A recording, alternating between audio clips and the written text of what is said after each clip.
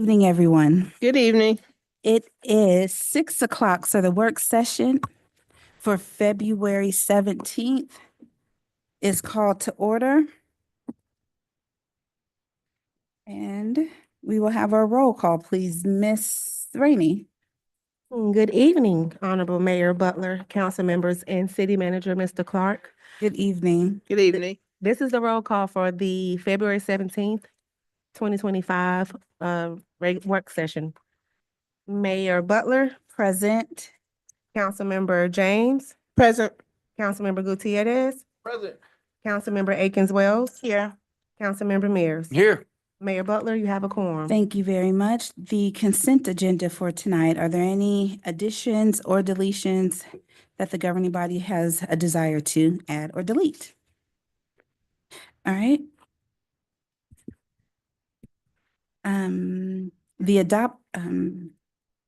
Is there a motion to adopt tonight's consent agenda? So moved. That was Councilwoman James. Is there a second? Second. That was Councilman Mears. Is there any discussion? Ms. Rainey, please. Councilmember James, Yes. Councilmember Gutierrez, Yes. Councilmember Akins-Wells, Yes. Councilmember Mears. Yes, ma'am. All right, thank you. Tonight's agenda. Is there anything that the governing body desires to add or delete from the agenda itself? All right, not hearing anything. Ms. Rainey, or is there a motion to accept tonight's agenda? So moved. That was Councilwoman James. Is there a second? That was Councilman Gutierrez. Is there any discussion? Ms. Rainey? Councilmember James, Yes. Councilmember Gutierrez, Councilmember Akins-Wells. Yes. Councilmember Mears. Yes. All right, new business, council discussion regarding distribution of a publication to all residents via mail showcasing the happenings within the city of Forest Park. Background and history. A publication is being requested for distribution to all residents, showcasing the meaningful advancements and positive strides our community is making across each member district, as highlighted by various council members. While our social media platforms and email distribution lists serve as key channels for communication, they do not reach everyone comprehensively. This publication aims to bridge the gap by providing residents with an in-depth, accessible, and visually engaging overview of ongoing initiatives, achievements, and future plans, ensuring they remain well-informed and connected to the progress shaping their community. So, yes, this is something that I had been wanting to get done, and it just kept missing being placed on the agenda until today. And the background and history is pretty self-explanatory, but I will open it up for questions or comments. Councilwoman James? No questions. Councilman Gutierrez? Councilwoman Wells? No. Councilman Mears? No, ma'am. All right, thank you. Item 2, council discussion regarding use of 696 Main Street by the Downtown Development Authority. Background and history. The Downtown Development Authority has utilized 696 Main Street for several years as a film studio, highlighting aspects around the city and other photography uses. As the city has taken over ownership of the space, it has been requested that the future of the existing rooms within 696 be discussed. Councilwoman Wells, you have the floor, ma'am. Yes, so the community closet, so it was a discussion with the council aides as well as Mr. Clark about a different location for the community closet because it's like in a small space in the council building. And it is, although the grand opening is this Friday, it's already outgrown that space. And so I wanted, for one, to have a welcoming space for the residents coming in to visit the community closet. And I had that discussion with Mr. Clark, as he stated that I guess they use it to take pictures. And other than that, it's just sitting there. And so I wanted to see if that was a location that we could use for the community closet. And if I remember correctly, I think there's actually 2 spaces upstairs at 696. Yeah, I think there's 2 spaces upstairs, but that's what I wanted to discuss because if it's just sitting there, I remember previously we used to take pictures and do things here in the council chambers. So if that space is just sitting there until pictures or videos are being done, then it can be used to benefit our community. Thank you. Councilwoman James? So the community closet, that we have now, I wasn't really aware of it. What's the hours? Or do people make appointments? How do they get into? So it'll be from 12 to 2. It hasn't, the grand opening is on Friday. So we have a community closet at the council house, is that what you're saying? Okay. Yes. Councilman Gutierrez? No, great idea. I like the idea. I guess one thing about if it does go over there in that building, it is on the second floor, so if somebody can get to the second, if it's like an elderly person, I don't know, just something to keep in mind, but, yeah, but, and also I would like to know if you're still using that space and if there's still equipment there, because I think at some point, some equipment had been stolen or something, so I don't know. Yes, that is true. The equipment has been stolen, and that space is used primarily by our PIO offices. Councilman Wells, anything else? No. Councilman Mears? All right, thank you. Item 3, council discussion on opting out of House Bill 581. Background and history. House Bill 581 passed during the 2024 legislative session and signed by Governor Kemp, introduces key changes impacting local government revenue. This bill includes procedural modifications to property tax assessments and appeals, a new statewide homestead exemption, which local governments can opt out of, and a local option sales tax aimed at providing property tax relief. The first public hearing will be held on February 17th, 2025 at 7 p.m. during the regular session meeting. The second public hearing will be held on February 20th at noon, and the third public hearing will be held at 6 p.m., followed by the adoption if approved by the council. And we do have our tax commissioner, Ms. Danielle Smith, here to provide more insight. So, Ms. Smith, you have the floor, ma'am. Hello, good evening, Mayor, council members, City Manager, Mr. Ricky Clark. Thank y'all for having me here this evening. Clearly, HB 581 is a hot topic right now. A lot of information, some misinformation. I think the first thing that I would like to make sure is clear for all of our residents, HB 581 does not remove your current homestead exemption. That's probably the biggest piece of misinformation I've seen on various platforms. It's not going to eliminate what's currently in place. It's a floating exemption. So that just means it will be in addition to what's already there if it were to go through, pass with the boards and city councils, et cetera. It's already into law. There is no opting in. There's only opting out. So everybody has until March 1st, 2025 to opt out if that is your decision. Some of the pros and cons, and I can give you my opinion all day, not that it matters, but exemptions cost. And so that's something I try to convey to everybody at all times. Exemptions are not free, they cost. And so you have to count the cost, right? And know that you can support the cost, because once you opt in, it's for good. There is no opting out once you're in. So that's something to think about. Once you opt out, you're out for good.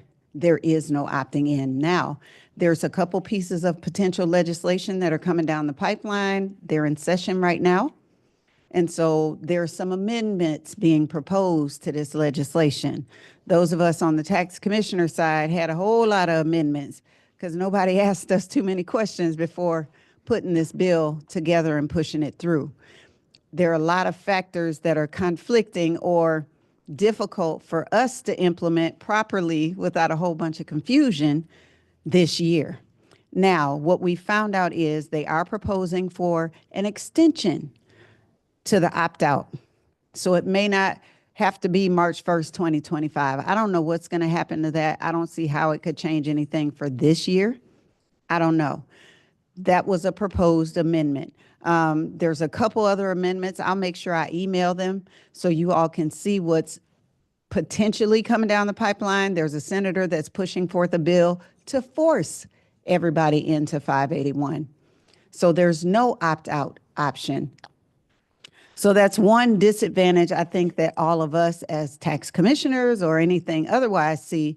It might be a better position for local legislation to take, to come up with your own legislation for property tax relief for our residents versus leaving that to the state to dictate how that's going to be, because it could change at any time and you have no control over that. Some things to consider. It is just talking about the homesteaded property. So out of our whole digest, you might have a certain portion that's residential and you're only talking about the homesteaded portion of that residential. So that's something else to consider. What does that cost really look like for you, right? Because it's not all of the residential, it's a portion of it. It's only the homesteaded properties that will be affected by this. To date, it looks like, not just in Clayton, but a lot of states throughout the state, a lot of counties throughout the state that are opting out because they prefer to put their own local legislation in place. Some counties already have their own local legislation in place, some of which is similar to HB 581, but at least they maintain the control of how they handle that exemption. Certain counties are affected more than others with this particular legislation. You have to think Clayton County depends heavily on property tax revenue.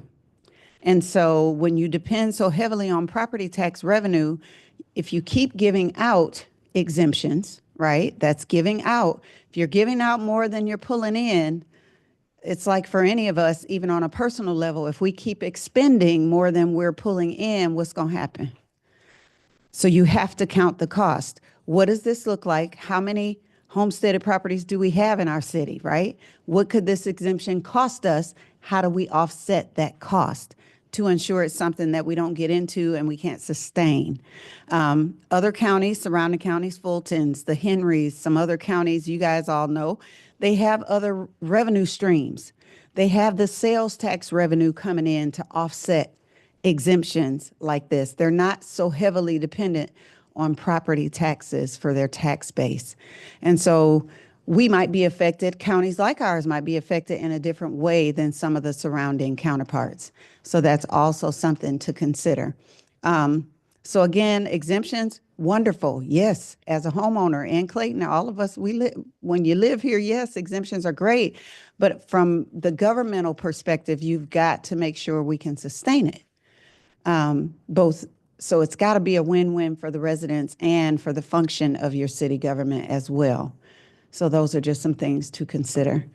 Any questions you have for me, I answer them the best that I can. Y'all, there's so much information to this piece of legislation.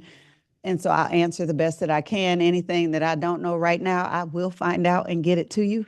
But do you have any questions as it pertains to 581? Well, before we do that, I'm going to ask, you going to take it, Mr. Clark? I know you spoke at a high level from a county perspective, but I'm going to ask Mr. Clark to chime in specifically from a Forest Park perspective and what this House bill means. We looked at a total impact number. Right now, there's a $150,000 homestead exemption in the city of Forest Park. I believe that it is amongst the highest homestead exemption rate in the county. I know we have some 60s, 50s, and I know of one city with a $10,000 homestead exemption.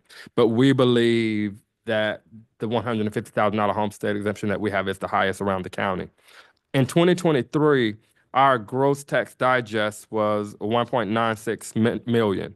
Residential property alone was $279 million of that number. Looking at simple math, that's about roughly 25%, which is a very low concentration, which furthers what our tax commissioner was stating. If our homestead property is about $44.7 million from the tax digest, In 2025, the tax assessor is estimating that the values will go up roughly 8 to 10% is what we're seeing based upon some numbers that our financial advisor has provided. We believe that it's in our best interest to opt out, again, just to retain that local control so that if at another time or a given time we decide that we'd want to do some exemptions, we can do so on a local level, not having to fall in line with 581. And the other thing that I wanted to point out is from a county perspective, within 581, Attorney Mastricardi, correct me if I'm wrong, in looking at the county, if one city opts out, essentially, we are all out of 581. Yes, sir, you are. And currently, I believe that there Let me is- chime in. Okay. If one city or county or the BOE doesn't count, that's for the floating, the flossed. Yeah. That's not for 581. Everybody has their decision to make for 581, but suppose everybody in the county, the cities, the county, the school system, well, let me take that back, not the school system, but the cities and the county said, we're all going to allow it to go forward. We're going to stay in. If everybody was in, then you would have the opportunity to take advantage of a flossed, which is that half cent. But that's what, if one authority opts out, then everybody's out of the floss, then you can't take advantage of it. And just so that everybody's aware, floss is a floating. Floating local option sales tax. And that doesn't come back to your city anyway. If there were a floss, every cent generated from that floss goes back to the homeowners, and there's a line item that has to show up on their property tax bill to reflect what they got back. So none of it is to recoup anything lost for the county or the cities. And so, Councilwoman James, do you have any questions or comments? No, it was answered. Councilman Gutierrez? Councilwoman Wells? No. Councilman Mears? Okay, can you just make the distinction? This House bill is not in any way going to stop property taxes from increasing. It's just going to dictate how, meaning via inflation or via the market as it, I guess, was before it became effective. So there's a couple pieces to what you just said. This bill will not affect values increasing. It will affect how much of that value is taxable. Okay? So your value could go up, whatever it's going to go up. Suppose the value went up 8%. What HB 581 says is, tax commissioner, of this 8% growth, you can only tax whatever the CPI is at that time. Okay? So right now you estimate around 3%. So of the 8% growth, you'd only tax 3%. So it doesn't affect the values of the city or the county increasing, just affects the taxable amount. Okay? Now the CPI, the Consumer Price Index, dictated every year by the Revenue Commissioner of the state. Now that's another piece we just learned. It won't go into effect until 2026. So the CPI, because we haven't had a full year of the legislation in effect yet. It just went into effect in 2025. So for them to determine the growth rate, we can't apply that piece of it until 2026, okay? And so, yeah. One of the other things I think you explained it better than I've heard anybody explain it is the fact that should property taxes values go up, it is to be assumed based upon the growth in the city that that could potentially happen, but it would have nothing to do with us opting out of. And our recommendation is for the city to opt out. And the state was very specific as to the advertisements that we had to use. That's why we had to go ahead and run those, because there is that March 1st deadline, even understanding that there could be some relief, some variations in that particular bill. That's why we run our advertisements that way. But the governing body still can choose at the final meeting, which I believe is this Thursday, what it is that you want to do, opt in or opt out. Right, right. Mhm. Thank you. And then it's important also, I know we have a lot of employees that do not live in the city of Forest Park, but again, this is statewide. Yes. So make sure you go to your local jurisdiction and see what your elected officials plan on doing and attend their meetings as well. But the information should be the same, but just so you're proactive in your own, where your own investments are. Yep, Thank you. all right. Thank you. Item 4, council discussion on the March 18th, 2025 special election voting locations. Background and history. The county will conduct a county wide, oh, Lord, hold on. I lost my place. A county-wide election along with the special election for Ward 2 to fulfill the unexpired term ending December 31st, 2025. Early voting will begin February 24th through March 14th, 2025, at the provided times and locations below. Early voting details, the dates, February 24th through March 14th, excuse me, the hours, Monday through Friday, 8 to 5. And there is, do we have a date for that Saturday voting? There is a Saturday voting from 9 a.m. to 5 p.m. Okay, and we'll get that date for the actual Saturday voting. The locations, the Election and Registration Office, 121 South McDonough Street in Jonesboro, Lake Spivey Recreational Center, 2300 Walt Stevens Road in Jonesboro, South Clayton Recreation Center, 1837 McDonough Road in Hampton, the Forest Park Senior Center, 5087 Park Avenue in Forest Park, the Carl Recreation Center, 3499 Rex Road in Rex, Virginia, Gray Recreation Center, 1475 East Fayetteville Road in Riverdale, and then the Morrow City Hall, 1500 Morrow Road. Election day voting, voters must vote at their assigned polling location on March 18th, 2025. Voters can confirm their polling location on their My Voter page or by contacting the city clerk, Ms. Randy Rainey at 404-366-4720. Mr. Clark, anything you'd like to add? Yes, ma'am. I wanted to clarify, I think Ms. Wells pointed out that historically, city elections have been held for the day of in the gymnasium, I believe. Mhm.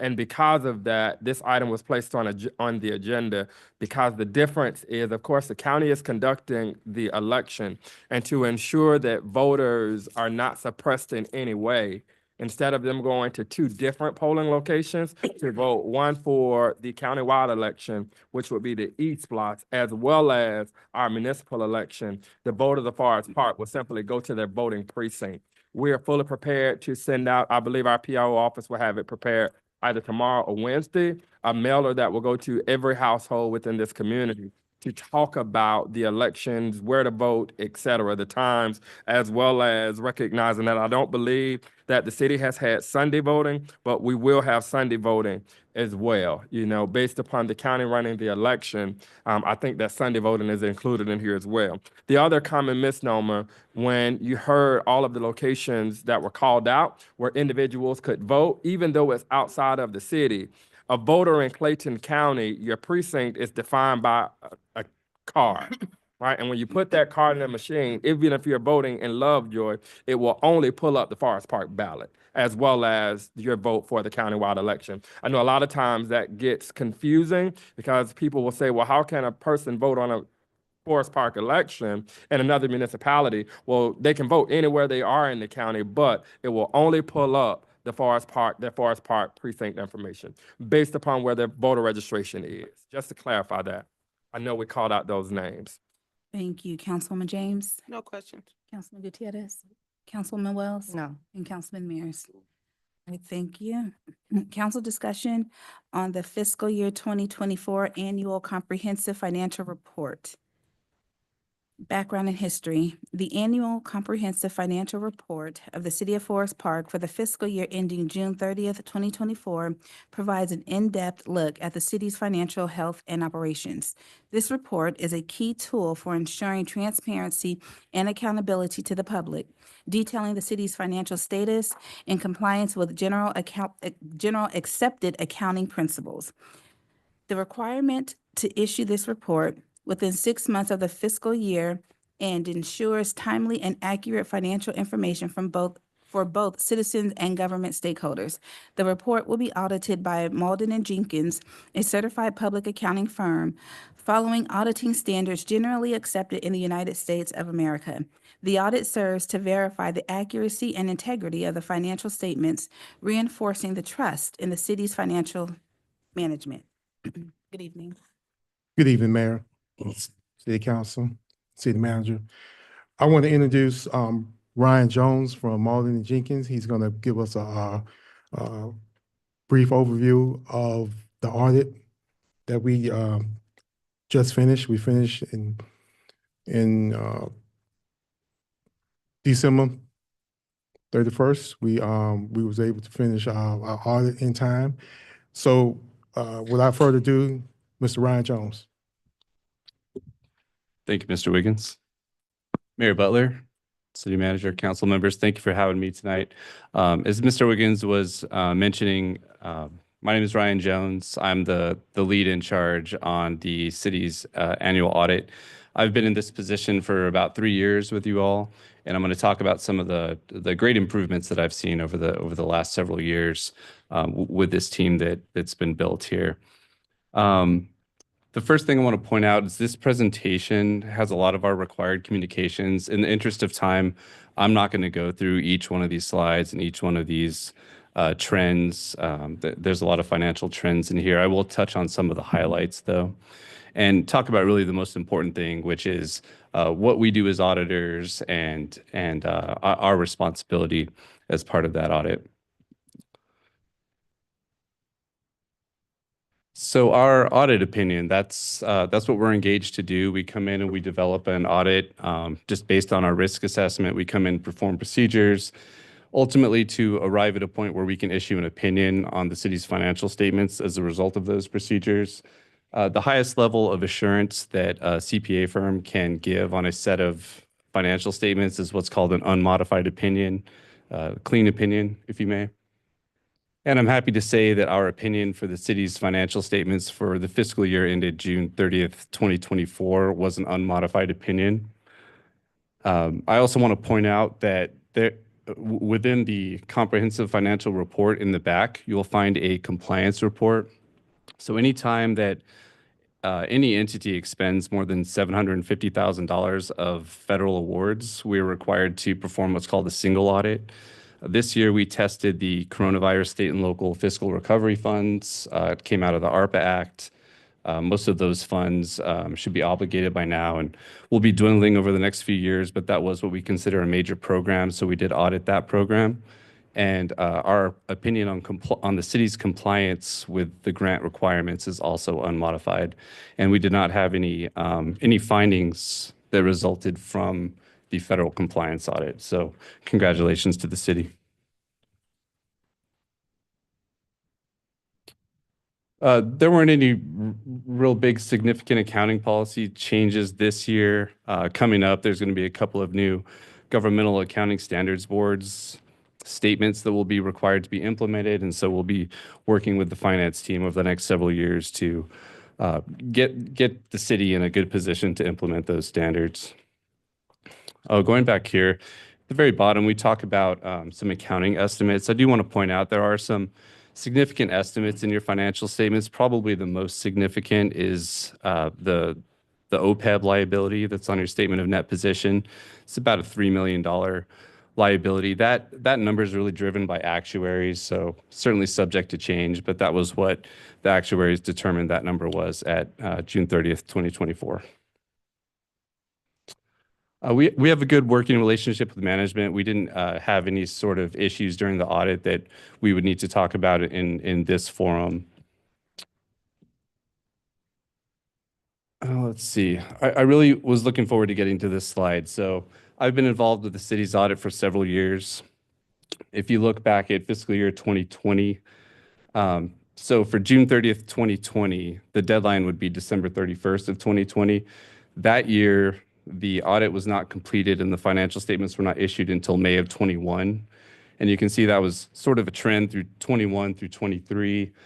Fiscal year 23, the report was issued in April of 24, well past that December 31st deadline.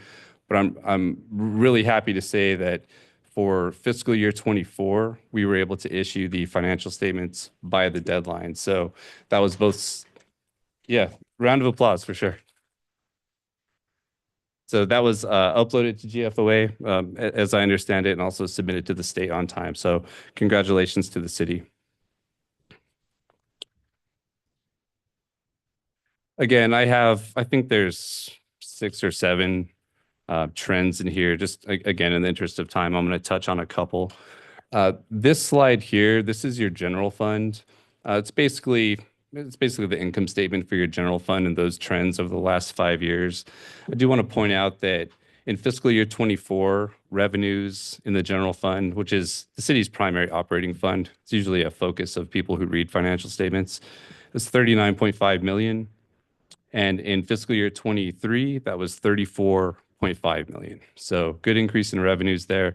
Fiscal 24 expenditures were right at 36 million, while fiscal year 23 expenditures were about 31.9 million, if I can read my handwriting correctly.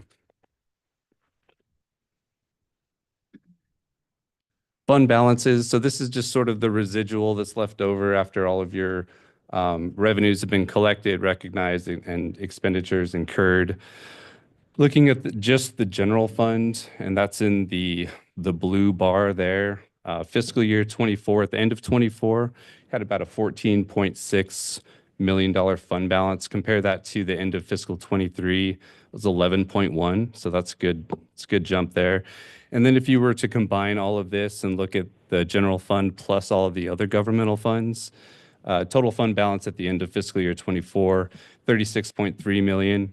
That's up from 29.3 million as of June 30th, 2023.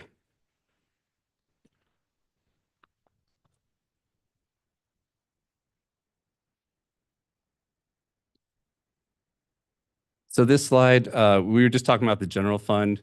This slide addresses the city's financial statements in full. So again, net position combined, that includes all of the impacts of long-term assets, long-term liabilities.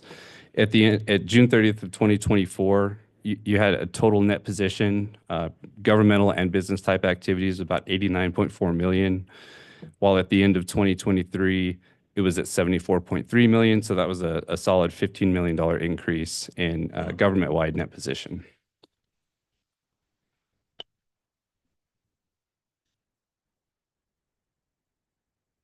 All right. The other thing I want to address too is that over the past 4 or 5 years, the city has had a number of audit findings for different reasons. I don't recall offhand how many there were last year, but I'm really happy to say that for the fiscal year 24 audit, we only had one instance of what we consider to be a significant deficiency in internal controls.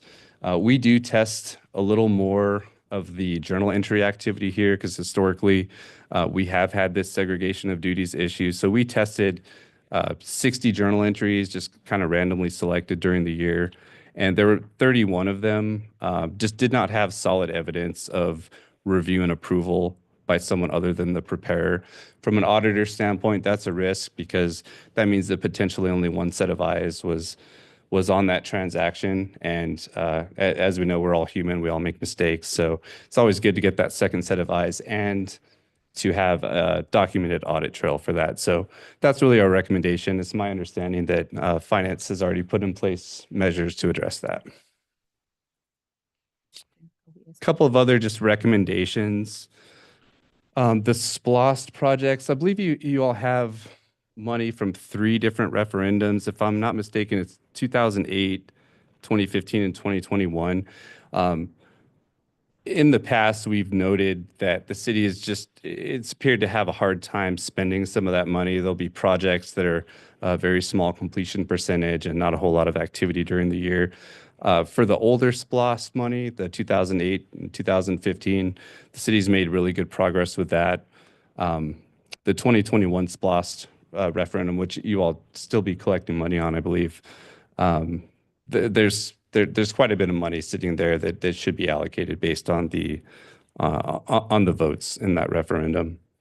And then just one other small matter. This was just grant accounting, really just an accounting entry. There was a receivable recognized in a situation with a grant where really recognizing a receivable isn't relevant. The amount was small, so this is not considered an audit finding. This is just one of our recommendations to just pay a little bit more attention to the grant accounting, especially at year end. And that is really it. As I mentioned, the standards upcoming, GASB 101, that's going to be required to be implemented this year. So that's compensated absences. That'll certainly impact the city.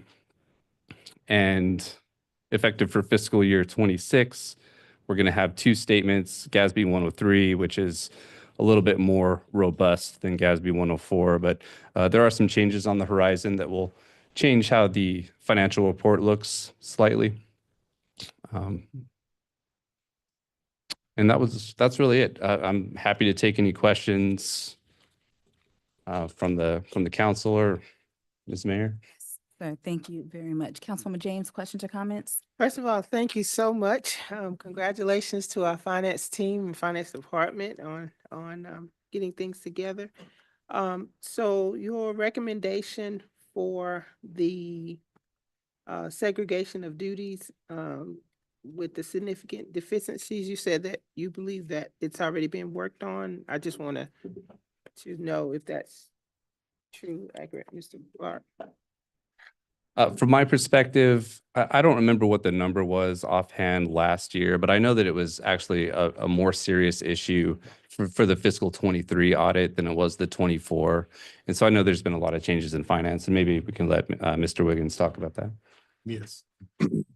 Previously, I think it was about 4 findings that Marlene Jenkins reported on. Right now, with the separation of duties, we are in the midst of, and we've already got some policies where, with the separation of duty is where we just basically breaking up on, and putting more eyes on whatever transaction or anything that needs to go into the system, especially into our Encode, to make sure that more eyes are on it. And with that, that's breaking up the separation. So instead of somebody actually putting the information in, approving it, reviewing and approving it, we're getting into where if I'm not the final approval, then the deputy would be, but then you have somebody else, maybe reviewing, and that's the process that we're talking about as far as just breaking it up for a separation of duty. The other thing that I'll add to that, a large part of that was the journal entries that is handled internally in the finance department. And for years, it wasn't being done. And the auditor was having to come in when they did the auditing and do that work. And I think even with this being the first on-time audit in a number of years, the other thing that I want to point out is that we were able to lessen the invoice for a consultant in-house doing the work, because we had about, I want to say at one point, 3 to 4 consultants all inside City Hall working on the audit. We were able to, with our finance team, do this audit without north of, I would imagine, $80,000 to $100,000 that we were expending for this consultant, and still were able to get it on time. That's correct. I also want to make note that our senior accountant is here, and I know she was largely impactful in ensuring that this audit was completed on time. Good, awesome. So one final thing that I have, Madam Mayor, would Yes, be ma'am. having to do with the splash projects. I know one of my projects is in there, right? So I'm just wondering, what may be the holdup or timeline for getting some of these splash dollars? Yes, ma'am. Excellent question. What will happen is, as the projects that we have, once they come out the ground, that money will go very quickly. So you have the city center, you have Star Park, as well as you have the other transportation projects that are underway. I do know, is it Wall Drop? I do know that there was some discussion pertaining to the acquisition of easements, I believe, Director Matthews, on Wall Drop. I believe this is the one with 4 feet sidewalks, and we are rectifying some issues there. Oh, Linda Way, I'm sorry. I do know Wall Drop is on the project list, and I don't know the estimated time frame of when that project is slated to be commenced.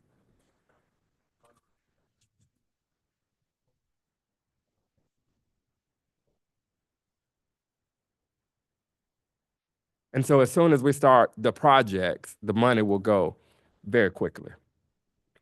And regarding splash funds, once it's voted on and approved by the citizens on how it's spent, is there a deadline before the money has to go back, or is it just No. as long as you use it for what it was intended for, we're good? Right. There is no deadline to that. I think our finance team would want to see that money expended down just for record tracking purposes. However, the projects are already identified.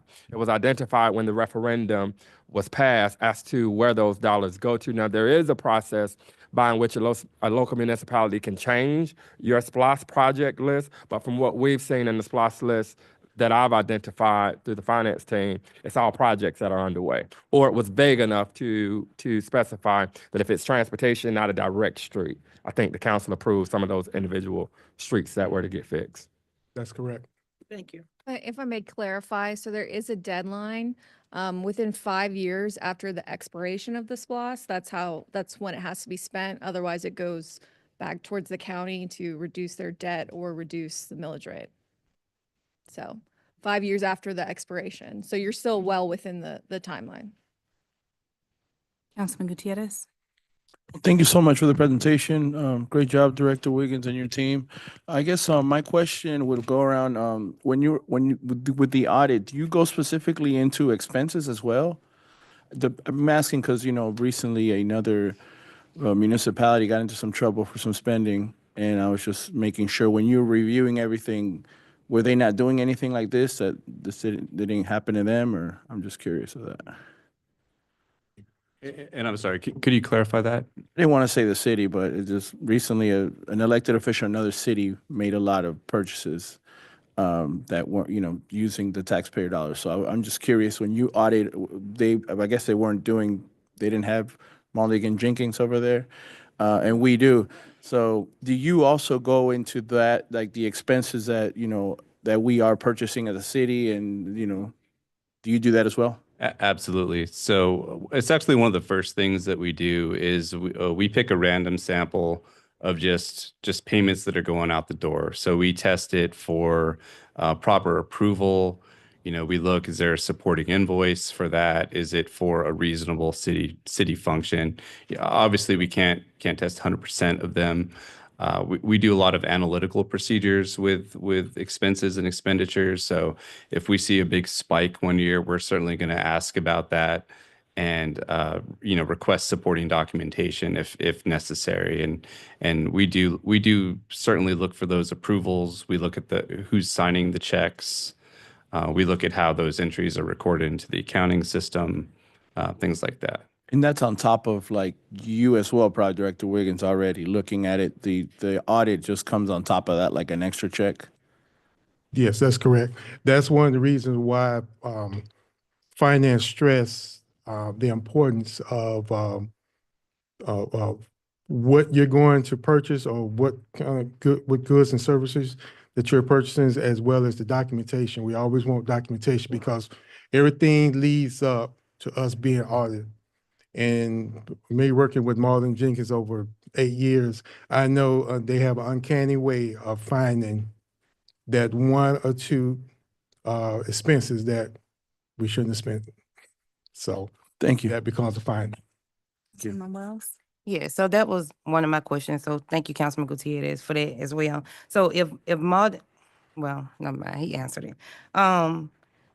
As far as the recommendations by the auditors, as far as the segregation, you said that you all were looking into something, or auditor stated that you all were looking into something. Who are those people that are those second set of eyes? We're actively doing it now, and what we're doing is like, it's just a certain way of just breaking up. If somebody puts in you don't want the same person putting in like a PO and then that same person go in and approve it. And then even with journal entries, you don't want somebody putting in a journal entry, they review it, and then they approve it in the system. And then once Mulligan Jenkins come in and take a look at it, they see there's only one name, or if they pull the documents, they don't see a signature or some kind of initials. That's what they're looking for. So what we're doing is making sure that whoever's doing the journal entry or whoever's doing the last entry of the transaction, that somebody reviews it. And then if anything, if I have to approve it or Jeremy have to approve it, that we put our initials on there and then make sure that in the system that if, say for instance, if Nina puts in a journal entry, I review and approve it. That's the breakup that we're looking, that they're looking for. And then as far as the other city that was investigated and all of that, so our finance, you all are holding everybody accountable for every dollar that goes out of the city, out of finance, period. I just want to make sure we're not in that same. We're not in that same situation. We are looking at all the expenses that come in. With, I don't want to go into specifics, but with those particular transactions, we are looking, because we asked everybody with this particular system that we're using, you have to reload your actual receipts into it or it doesn't go forward. And with the backing of the city manager,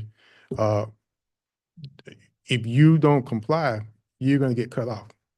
So we And I'm haven't asking, gotten to that point yet. okay, thank you. And I'm asking, and I'm only asking because I actually requested some documents and I'm not an auditor.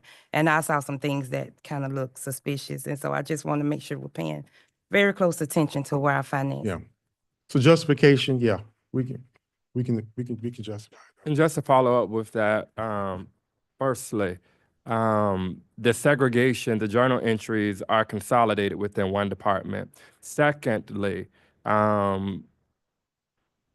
if you are looking at a simple statement, and finance, correct me where I'm wrong, if you're looking at a bank statement or one of our accounting statements and you see purchases from Amazon, you see purchases from Waffle House, you see purchases from all of these different vendors that are used across the city, what you have to look at is the supporting documentation, because chances are those particular items were purchased for an event that was occurring in the city.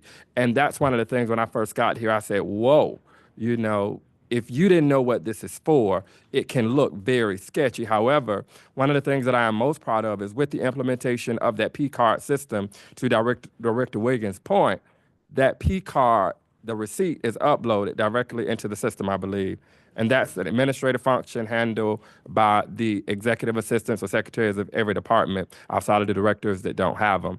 Now, we do know that there has to be some refinement to that, right? Because I guess we transitioned to this system August of 2024, I believe it was. Yes, it hadn't been long. And so before August, all of the directors signed off on all of those credit card transactions. However, now there's no sign off. The receipts are directly uploaded to the system and they're signed off by the finance team. I'm saying, department heads are, let's say, card holders. As they put the general ledger number in, which is your budget, they upload those, receipts. That's when they also approve. So on, let's say, the finance side, we'll see, let's say if a purchase was today, it'll be all excess, right? But and I'm not picking on anybody, let's just say John or Director Wiggins. He goes in, uploads the receipt, right? Put the general ledger number, so that's 2 checks. And then once he submits everything, that's the 3rd approval. So whether it's an administrative assistant or whomever, the responsibility of the transactions are on the actual card holder. Then there's the second set of eyes. So when you all are getting those emails about, I need your receipts, I need your, just speaking to directors, the emails are coming from me. We need the receipts, we need them on time, we need this, because everything goes through that audit process. So the samples that Ryan was speaking about, they go through that, journal entries, and everything else. So the importance of getting that information in and then updated into Encode is to where those samples pulled from Encode, if he sees $35, okay, what is the $35 for? What's the general ledger number that it's hitting? Why is it there? So as City Manager Clark, some of the, for the new employee lunches, that's Chick-fil-A. So you may see where the P card is used for that, but it's specifically for the employee lunches, or Amazon for employee appreciation. That's also within the budget where all departments, police has a higher budget, but you know, we all have employee appreciation. So you may see those type of things, but it's all related to the city of Forest Park, if that answers the question. Okay, it answers part of it. So I know that we went to the P card. We went to those P card. Does the city have any other cards? So if you're charging on a P card, that all of those documents have to be uploaded into the system. What about the other cards? If it's not a P card? The other card we have with Truist, we have, as of now, only 2 cards. And these 2 cards here are basically just to keep our account open, as well as just maybe some emergencies that you can't get with the P card that you can get with the Truist card. And those 2 cards belongs to finance and the executive office. So you all don't, because you're finance, you all don't have to put anything into the system of loading the information? Not in Truist, but we don't really use Truist. But I think to answer that question fully, even though it's not uploaded to Bank of America with the P card, there is still supporting documentation for every transaction that is on that credit card. And that system was used here in this city up until August of 2024, I believe. And even still, I believe that on the reconciliation side, there is still supporting documentation that is sent up with whoever reconciles. Yes, we have to have paperwork and we have to have, because when we pay the invoice, we got to have the documentation to pay that invoice, which is the receipts. Thank you. Councilman Mears? Thank you for that presentation. I don't have any questions at this time. All right, thank you. Thank you. Thank you. Council discussion of budget amendment for general fund, background and history. The City of Forest Park's fiscal year 24-25 operating budget was unanimously adopted by the City Council on June 26, 2024. Prior to the adoption of the budget, city staff advised that funding and revenues would continuously be monitored for accuracy and reporting purposes. Staff is recommending that the understated funds be added to the operating budget for general fund, special funds, capital funds, city authorities, and sanitation year-end closure procedure for the annual audit, which will decrease and/or increase the current revenues to amend the decrease and/or increase of expenditures. Once the funds have been added to the operating budget, it is also recommended that the City Council approve a budget amendment to accurately reflect the corrected operating revenue budget amount for the general fund and $43,624,652 for fiscal year 24-25. Good evening, Mayor and Council and City Manager. With this, this is the budget amendment for the general fund. And here I'm just going to highlight, because in your packet, you will see that I've included the cover sheet for the budget amendment, mid-year amendment. And also I've included all of the backup to show you from each department what is going to be amended. With this particular budget amendment, the financial impact, the correction will increase the stated general fund revenue previously amended on December 16, 2024 from $42,665,374 to $43,624,652, and also with increased expenditures at the same. With this mid-year budget amendment, it would help clean up the general fund and give the departments a good balanced number to start off, because we're about to go into budget preparations. So us making this mid-year cleanup would also clean up the numbers to go into the next 6 months budget. So then when we do the budget, we'll be able to have good numbers to do the preparation on. And it also will improve the city's audit funds for next year's audit for the general fund. Thank you. Councilwoman James? No questions, thank you. Councilman Gutierrez? Question, thank you. Councilwoman Wells? No. Councilman Mears? Well, All right, thank you. Council discussion on the main star upgrade, background and History. Mainstar is the application used by fleet services for work orders, inventory management, and vehicle records. The application is currently hosted in our data center on a server that is at the end of its life. The version of the software currently licensed is about 10 years old. We are requesting approval from council to purchase licensing for the latest version that is much more feature-rich and easier to use. We are also seeking to move to the hosted version of the application. This will allow us to move the software off the end-of-life server and make the application more accessible to staff. The total cost of the project is $19,500, which includes the annual licensing fee, hosting fee, the upgrade, migration of the current data, as well as training for all users on the new version. This project was included in this year's IT budget, and it will derive from account number 100-24-1535-53-2401. Good evening. Good evening, Mayor, Council, City Manager. So just to add a little bit to this, one thing I do want to point out is that total cost of the project this year is $19,500. The annual recurring subscription fee is $10,000 or $9,500 per year going forward after this. We just have to pay to migrate our data from the current version to the new version, as well as upgrade to that new version. So that's why there's the additional cost this year. But going forward, it'll be about $10,000 a year. And this will also be one of the big complaints that the fleet staff have today is they cannot access the system when they're working on the vehicles. They have to go back to their computer. So this will allow them to access it from tablets while they're actually working on the cars too. So that's a huge benefit for them as well.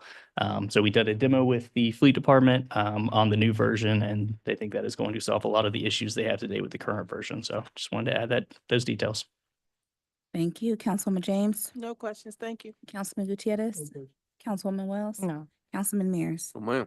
Thank you. Item 8, council discussion to approve text amendment to amend such section updating banquet halls and adding definitions for brown bagging, banquet halls, and brew pubs. Background and history. Staff have worked with the city attorney to update the city ordinance for clarity. After a review of the ordinance, several changes were proposed to safeguard the community, prohibiting brown bagging, covering front windows in banquet halls, and updating operating hours. These items were suggested to clarify and to ensure safe business operations and practices within the city of Forest Park. If the mayor and the council proceed with approval of the text amendment, it will allow the proposed amendments to be enforced. Good evening. Good evening, Honorable Mayor, Council, and City Manager. As stated, this particular amendment is just to ensure that public safety can enforce the regulations to the greatest degree that will be most beneficial to the citizens. So once again, these improvements or changes to the ordinance are to be very specific on the practices that are allowed with regards to banquet halls. Thank you. Councilwoman James. Oh, question, so like covering the windows, does that not apply to like businesses, other businesses? We're only talking about banquet halls? Because the reason I asked is because I have went by a couple of places and it looks kind of trashy. The windows are all covered up. So I guess my question would be, why are we just limiting this to banquet halls? Well, currently at this time, I believe what was brought to our attention was with regards to banquet halls and the inability to look in to see what's going on, especially when they host large events in particular. So that's why it's particular to this. But in general, under the sign ordinance, you're not typically allowed to cover windows in its entirety with any type of signage to block view also. So that would allow code enforcement to ensure that standard commercial windows are not covered with too much things that would allow or impair vision. Okay, and then as it relates to the banquet hall, if you're having an event and you want privacy of that event, or wouldn't that keep them from having privacy if they have their window, if they're not able to cover up? Well, typically banquet halls, if they're not storefront, typically don't have their major rooms where they have events to the front of the facility. So there wouldn't be an issue with regards to windows and privacy. Of course, they do have the option to have internal curtains or shades to basically close off if they are having events. And that's typically done within storefront banquet facilities. So once again, they can have some element of privacy, but it's not permanent to the extent that it cannot be opened or as needed, depending on what's going on in the section of the. Thank you. And the other thing, just for clarity purposes, in the instances that made us start looking at this based upon some concerns that Councilman Gutierrez had, some of the locations in question were completely covered. And you couldn't even get in the front door, as well as there were instances to where we learned that the city of Forest Park didn't prohibit brown bagging, essentially taking alcohol into your own venue, alcohol, malt, or wine, I believe it is.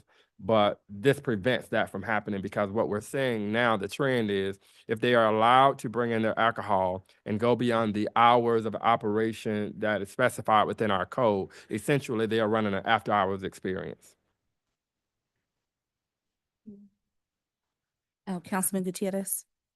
Yeah, that was something that was happening, and it was complaints from other businesses where businesses were basically renting out the banquet halls for the weekend and having events there and charging and selling and doing all those things, but they would have the front blocked where, our police officers, by the time they got there, and then they unblocked or unlocked the doors or uncovered, then everything was hidden or, nothing was happening. Everybody was just there. So, I'm glad this finally came through. So, yeah, if you're doing those type of things, you need a permit. So. The other thing, just for additional clarity, even though we are prohibiting brown bagging, state law still says that there is a way by in which they can get a special events license for a licensed caterer of alcohol to still take alcohol on the premises. And that too would come to the city of Forest Park. Councilman Wells? So, yes, so I think it's a great adjustment to the ordinance, but is there any kind of way these banquet halls, like if we can require them to maybe have our police officers to be security, that would kind of get a handle on it more, and it will also help our officers to get money as well. But it's kind of hard just because you can't see inside, or you can see inside. Can they just actually go in if there's not a reason to? So I think that will kind of help build relationships and weed out those that aren't doing what they supposed to do. So maybe we can, build a relationship there instead of just enforcing that law. Well, okay, you can do this. You still have to abide by the law, but we require that you have a Forest Park officer to be security. That way we make sure everything's done properly. Yes, ma'am. Great point, Councilwoman Wells. It would certainly be our desire that all of these institutions around the city use Forest Park when they can.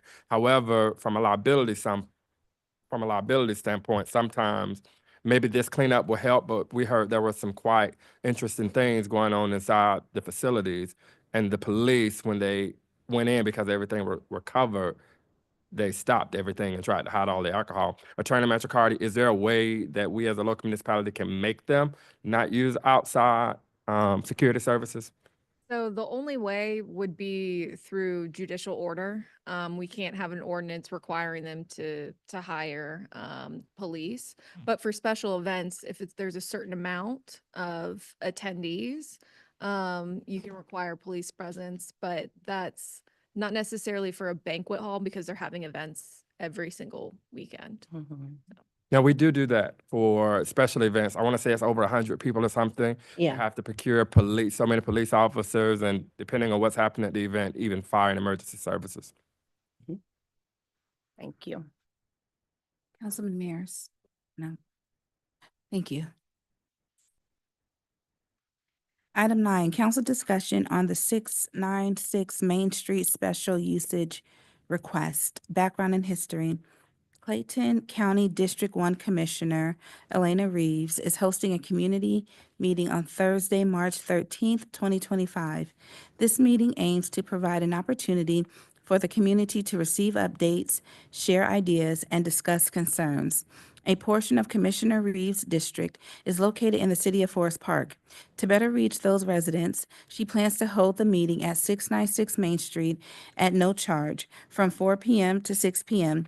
Hosting the meeting in Forest Park will enable Legacy residents and those with limited transportation options to participate in the discussion while eliminating travel concerns. Good evening. Good evening, Mayor, Council, City Manager. As stated in the background and summary, District 1 Commissioner has some of her constituents right here in the city of Forest Park. I think it's 1, 3, and 5. And she's looking to host a meeting just to inform them about things that's going on within the county that's within her district.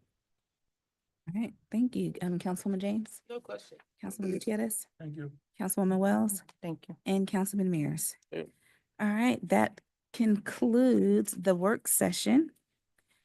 And so the work session is adjourned. It is 7:05. You guys need a couple of minutes before we jump into the regular meeting? No, ready to get started? All right, thank you.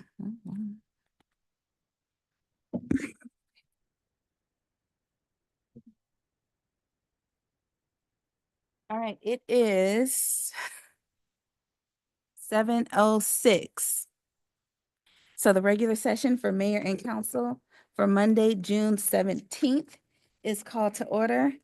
Tonight's invocation will be done by Bishop Fortson of Paradise Church. So all those who are able to stand, can you please do so and then remain standing for the Pledge of Allegiance.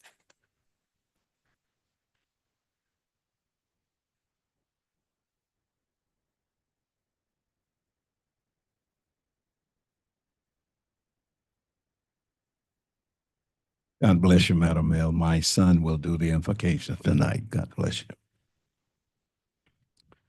Amen. Let us pray. Dear Heavenly and gracious Father, we thank you for this day. We thank you and we appreciate you for our lives, our health, and our strength. We thank you for the city of Forest Park and the surrounding communities. We pray for each citizen and each family that make up our great city. We pray for the local businesses and the employees that cause our city to thrive. We pray for our first responders, our police, our fire, and EMS workers, and that you would keep them safe as they serve our community so courageously. We pray for our elected officials. Please continue to give them wisdom to make fair and just decisions. Give them the courage to exercise the morals and values that best represent our community. Continue to keep them safe as they execute the day-to-day operations of our city. And Lord, we will always be so conscientious to always give you all the glory, honor, and praise now and forever. And we say amen and amen.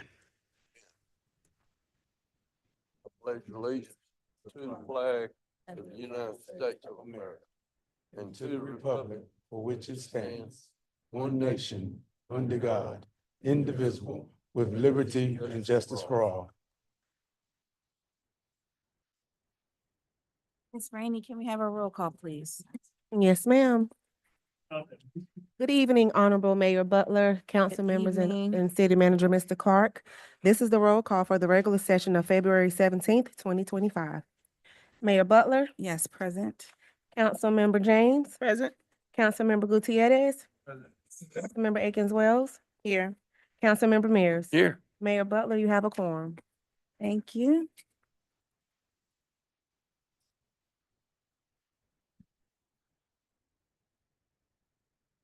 We don't have a consent agenda tonight. All right, the adoption of tonight's agenda. Is there any additions or deletions? Yes, ma'am, Mayor Butler, if we could remove item number 4 under public hearings, the text amendment does not require a public hearing.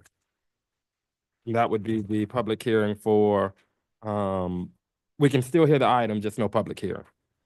Okay, no public. So I have a question. Yes, ma'am. Did we get the dates for Saturday voting as well as the location for Sunday voting? And I'm sorry, I misspoke. Attorney McCarty clarified that because the cost was double, I believe it was decided that there would not be the Sunday voting for anybody. Okay, did we get the A Saturday date. Yes, that Saturday, date is going to be March the 8th. Thank you. You're welcome. 8 to 5? 9 to 5, I'm sorry. Thank you. All right, is there a motion to accept tonight's agenda with the recommended changes, which was removing item number 4 from public hearing and adding it to the new Yeah. business? So moved. That's Councilwoman James. Is there a second? Second. That's Councilwoman Wells. Is there any discussion? Ms. Rainey, please. Councilmember James, Yes. Councilmember Gutierrez, Councilmember Akins Wells, Yes. Councilmember Mears. Yes. All right, thank you. The minutes from February 3rd. Has everyone had the opportunity to review them? And if so, are there any changes to be recommended? Make a motion, we accept the minutes. That was Councilwoman James. Is there a second? Second. That was Councilman Mears. Is there any discussion? Ms. Rainey? Councilmember James, Yes. Councilmember Gutierrez, Councilmember Akins Wells. Yes. Councilmember Mears. Yes, ma'am. Thank you. Ms. Rainey, can you read the disclaimer for our public comments, please? Per the Charter, Section 2-1-7 Rules of Procedure and Decorum. All comments will be limited to a total of 3 minutes per speaker. 21 minutes are allotted in total. Members of the public are not allowed to participate in any debate or discussion conducted by the governing body members. All public comments must be limited to matters on the agenda or over which the governing body has jurisdiction. Each speaker must maintain a decorous demeanor and refrain from personal attacks upon members of the governing body or employees, shouting and using obscene language. All questions and comments shall be directed to the presiding officer, and members of the governing body may respond to the comments during their closing comments if they desire. Thank you very much. And we have 3 speakers. The first is Dr. Beeler.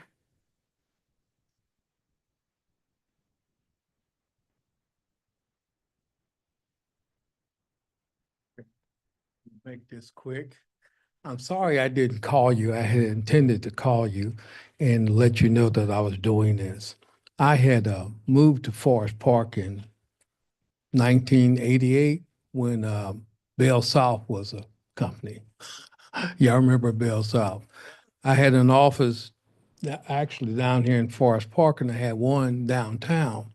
And so I used to come down there all the time, and I don't think the people liked me very much, but they say we were messing up the streets. But at any rate, I remember not thinking that I would move my ministry here. And then in 1994, we actually moved our ministry to Forest Park. And since then, we've had a lot of things that we've met. We've observed the city. And I'm going to tell you that there's an improvement. When I moved here, I had a couple of friends that were millionaires, and they wanted to do business in Forest Park. And they came back and told me that it was so hard to do business here that they passed it up.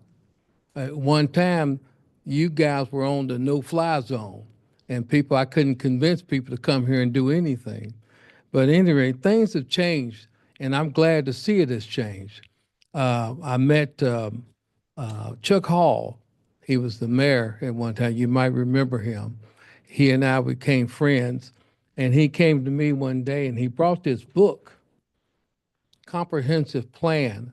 I'm sure you still got one. This one was from 2005 to 2025. And he asked me if I would pray for the city for 20 years. And I told him I'd do it. And so I've done it. And I've had this book on my desk all of those years. And so it's now for me to turn it over to you guys, and y'all get somebody else to start paying for the city, right? So that's what I wanted to do. I don't know if you want to take this up there, but my plan was to hand them to you, sister. Okay. Yeah, I fulfilled my contract. Thank you. Ms. Falami?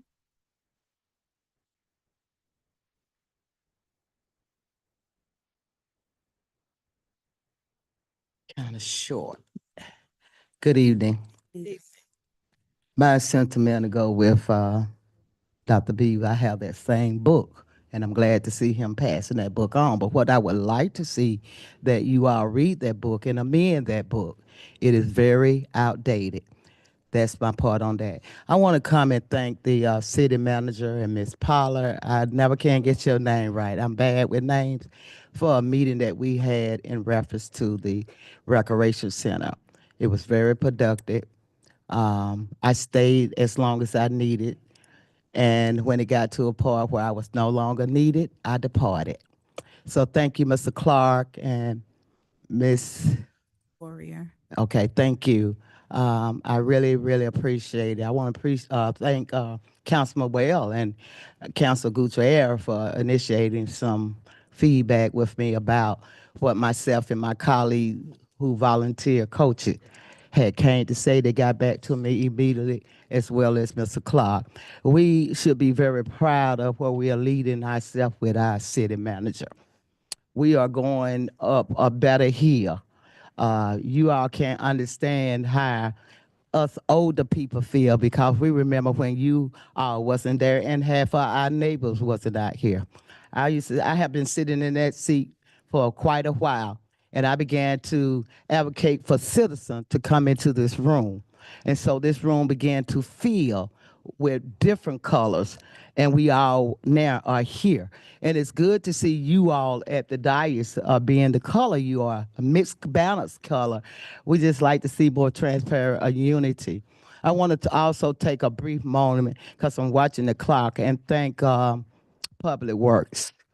Public Works has been a jewel to our city.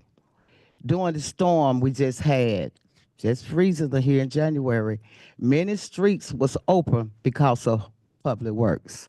I noticed that a lot of the trees that is echoing off of the private property, lapping over into the community streets. I see that Public Work is paying attention to that. I don't know the new director over there, but I will be calling him to have a meeting, because there are some things that I see he has done here in the city of Forest Park to our street, because I was keeping my granddaughters and I ran out of milk, and I need to run to the store to get those little scholars some milk. And when I came out, if I had not seen the snow in my yard, my street was so clear. I felt good knowing that our Public Work was out there keeping me out of harm's way. So we have to get patient enough to allow people to do their job and let our city manager take his position of operating our city, and let us read. If we read that book you just got, you'll learn that we are the largest city. I was glad to see the tax commissioner here to talk about House Bill 581. Very important. The last meeting, I'm getting ready to sit down. The last meeting, I was the only one said, let's opt out, because it would be us in favor. You heard, if we opt out, it won't hurt us. So we have to actually sit. I'm sorry, Ms. Pro Temp gave me a point of privilege. I got spoiled. Okay, thank you. Ms. Gunn. Ms. Gunn, you have the floor, ma'am.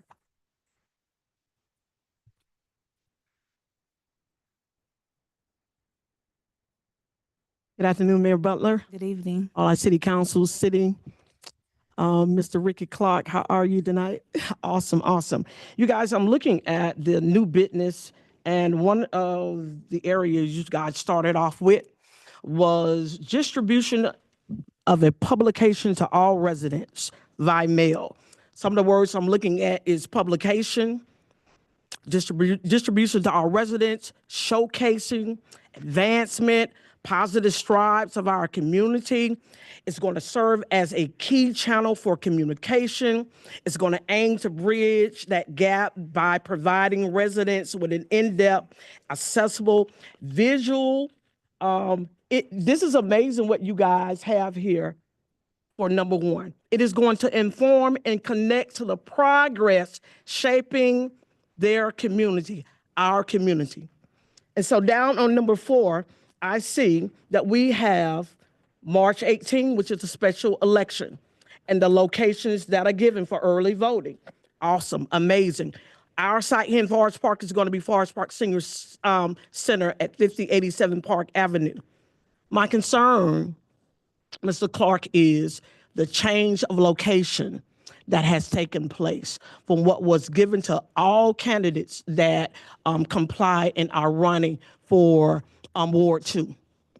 A lot of our residents in Ward 2, they do not know of this change. And I'm asking you, Mr. Clark, is it possible what I just read about publications going out to all residents, that the city would take accountability, do a push card mail out to Ward 2 to let them be informed that we have changed the locations?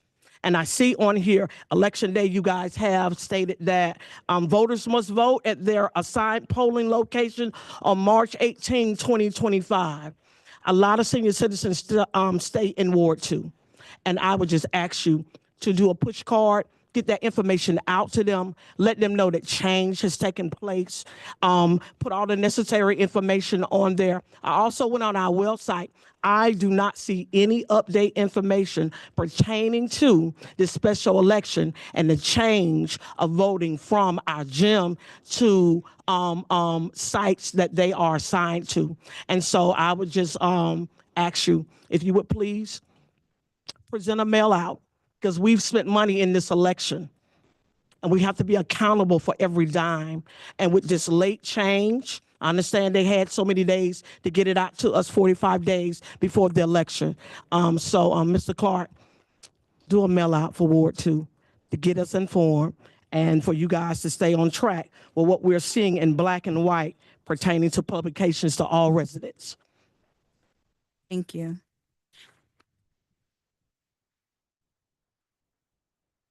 Oh, City Manager's report, Mr. Clark, you have the floor. Yes, ma'am. First to the public comments regarding the election location and that information that was just mentioned. As I stated in the work session, we are planning to do a mailer, and that mailer should be done by Wednesday.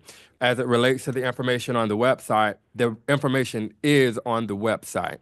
I know that I'm told historically that voting has always been, advanced voting has always been at the senior center, or has been there for a number of years. The question was for election day. I think the difference is there's never, because the county has never conducted a municipal election in this municipality, to keep from voter suppression, because there is a countywide East Block election on the ballot, to keep from having two separate locations, instead of individuals having to go to the gymnasium to vote for a municipal election, then to their voting precinct, wherever it may be for the candidates on the ballot, all of the voters will go to their normal polling place in Ward 2. Instead of just sending the mailer to all residents in Ward 2, we're sending it out to the entire city as an opportunity just to share what's happening.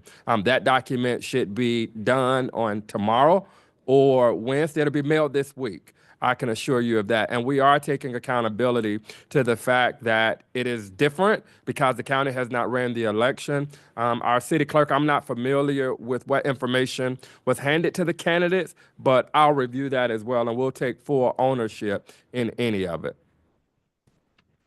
The second thing, as it pertains to the city manager's report, we have two new hires. I'll ask the directors to introduce those employees to the governing body within our code enforcement department, as well as our recreation and leisure department.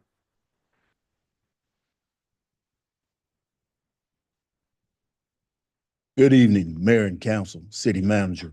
I'm proud to come before you to introduce the new employee for the Code Compliance Department. She is the Admin Staff Assistant, Ms. Nia Rodriguez. Welcome. Thank you. Have a good night.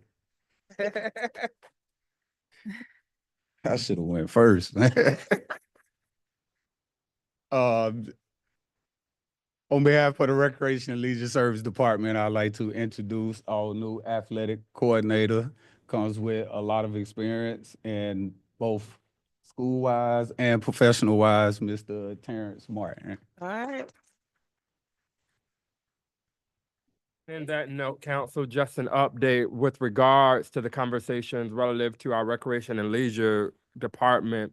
We have learned that there are ways to optimize what we are doing and make it more efficient by the sharing of information. What it all boils down to in an attempt to ensure that two different seasons, basketball and volleyball, were not overlapping. The time was moved up. The individual still received the same amount of weeks practice, but we've learned that through our efforts, there's a better way to communicate this on the front end to all residents so that they know what the season looks like. You've probably been bombarded with messages today just announcing the next upcoming season.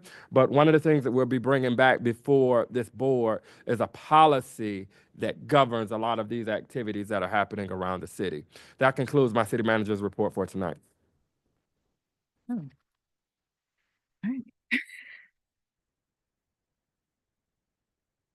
All right, our IT department. IT update, background and history. The IT department would like to share a presentation to mayor and council. The presentation includes some key updates from the IT department, including matrix, projects, staff updates, etc. And hello again. Good evening again, Mayor, Council, Mr. City Manager. So we will get started.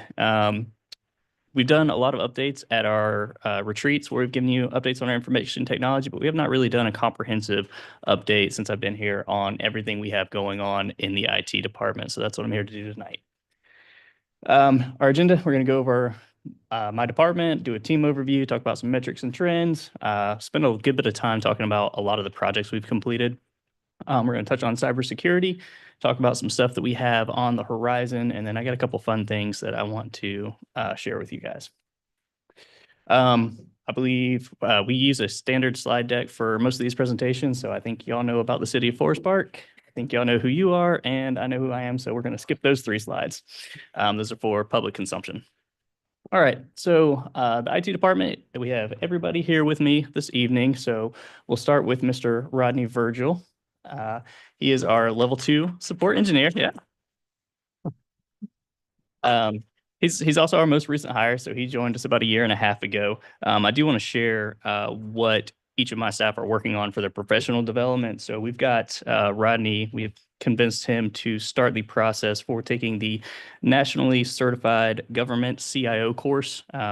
It is about a year-long course. I took it about 5 years ago, and it teaches a lot of leadership skills, a lot of things you need to manage an IT department for an organization. So that's next on his horizon.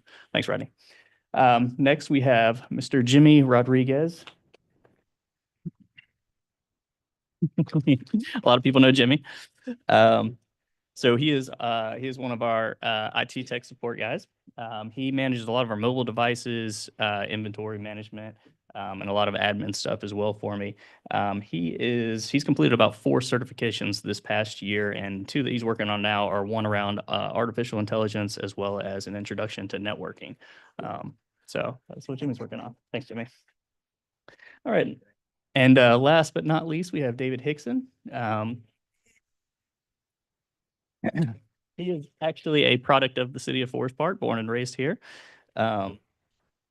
He is working on 2 Microsoft certifications. The first one is Office 365 Fundamentals, and then the second one he's going to be tackling is Azure. And he's been with us since 22, so been with us for a while now. And that is my entire team. All right, a couple of things I'm going to get out of the way. We're not going to read through all this. I just wanted to put the entire process out here. But when I came to the city, one of the things I noticed is we do not have a great process for submitting requests for support. So we implemented a new process. There's a lot of words here, but it's really simple. If you have a non-critical item, you can just email tech support and it will create a ticket and we will take care of that. The next part of this is if you have a critical item that's preventing you from working, we ask all staff to call into our help desk. You can dial tech from any desk phone, ring to our help desk 24/7. And so we try to make it as easy as possible. Just email a ticket if it's not critical, call into the help desk if it is critical. That's really it. There's a lot of words there on how we process and handle those tickets, but I'm going to skip through that. The next process I wanted to implement was a user request process. That's our second most common ticket request, is adding and removing users that are coming and going from the city. So we've got an online form that staff can just fill out, tell us when the employee starts, what equipment they need, what they need access to, what data they need, all that good stuff. So that was something else we implemented. And the last one is a big one, is we have a lot of change going on at the city, and we constantly have departments that need IT assistance for projects they're implementing. So we have a project request form. Again, it's very simple. They fill it out, tell us what their project is, what they're going to need, who the key stakeholders are, what the timeline is, and then we work with them to implement those projects.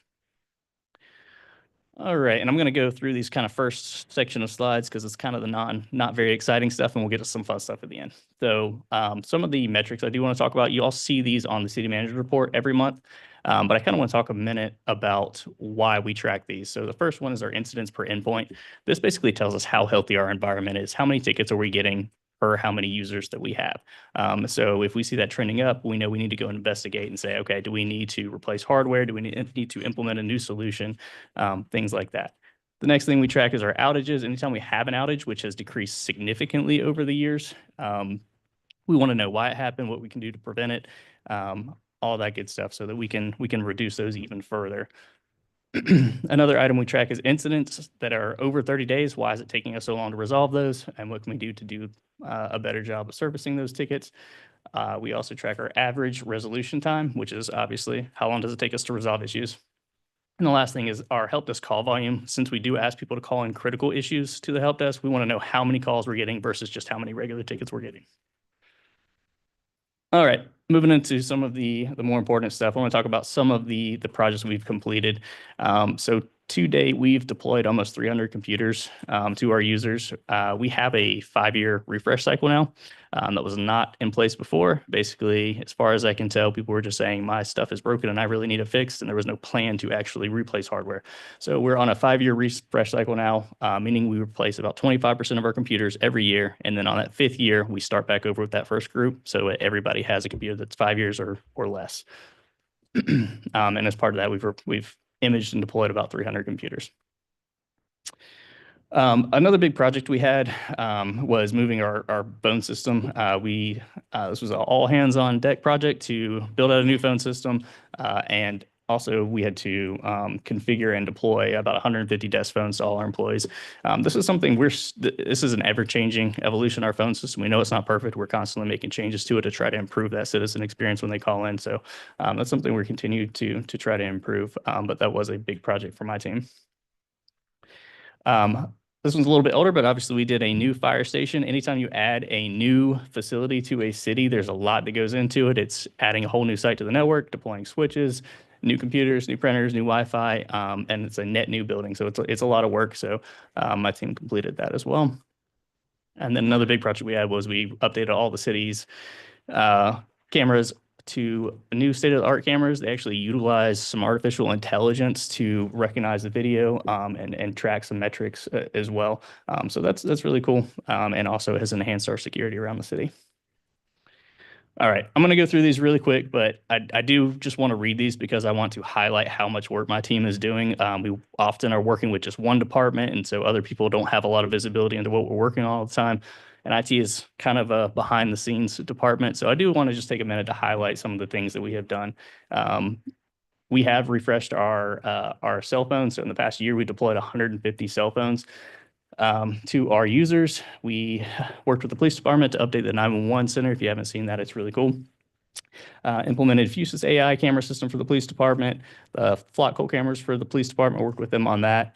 The fire departments, all the stations now have a first arriving dashboard, which gives them real-time data on calls that are going on. Drones for the police department, surplus phone system employee buyback. It's the first time I think we have done that I'm aware of, where we did a employee buyback for hardware that we have, that the mayor and council has surplus.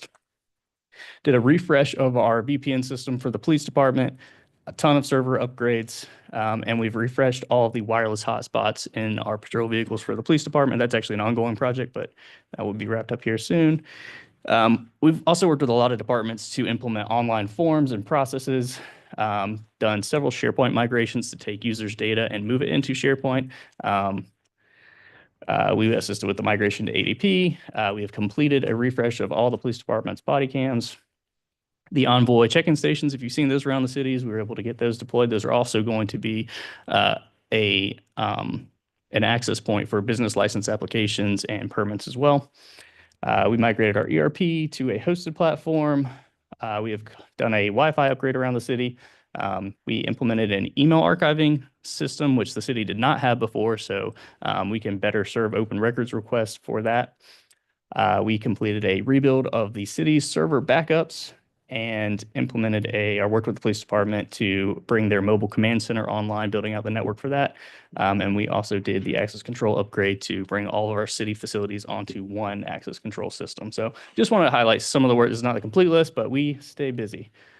All right, moving on to cybersecurity. I want to touch on some of the things we have with cybersecurity that we've either implemented or in the process of implementing. In-user cybersecurity training, we are getting ready to roll that out. That will be for every employee that comes to the city. They will do base training, and then they will do recurring training. And this also uses AI to identify basically what individuals are weak in, and it will send them specified training for that so they can get better at it. So that's really cool. Duo multi-factor authentication has been implemented for our VPN access to better secure that network.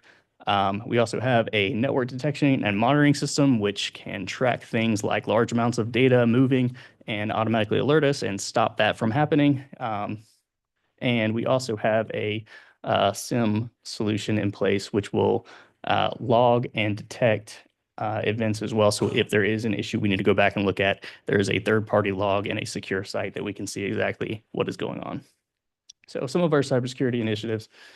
A couple of things we have on the horizon. We have spent a lot of time building and rebuilding our environment, as you can tell. So we are now switching to what I'm calling from a reactive IT model to a more proactive model. Some of the things we're doing to make IT more proactive is doing a monthly tech tip. So this is something we are starting. Basically, just the first of the month, we're going to send out a technology tip. It can just be simple stuff. It might be a security reminder. So that's something we're rolling out as well. In addition to that, in addition to the security training, we're also just going to do some basic end-user training. We have a lot of systems and a lot of applications that people are really we're not taking full advantage of. So we want to do some additional end-user training. And then something else that we're doing is called IT ride-alongs. For us to better support our departments, we need to understand what their day-to-day is like and what issues they're having. So we're actually taking time to have our engineers go out and just sit with departments for a day, a half a day, and see what they're working on, see what they're doing, and try to identify areas we can use technology to improve systems or processes. So that is our goal going forward, is to be a more proactive IT.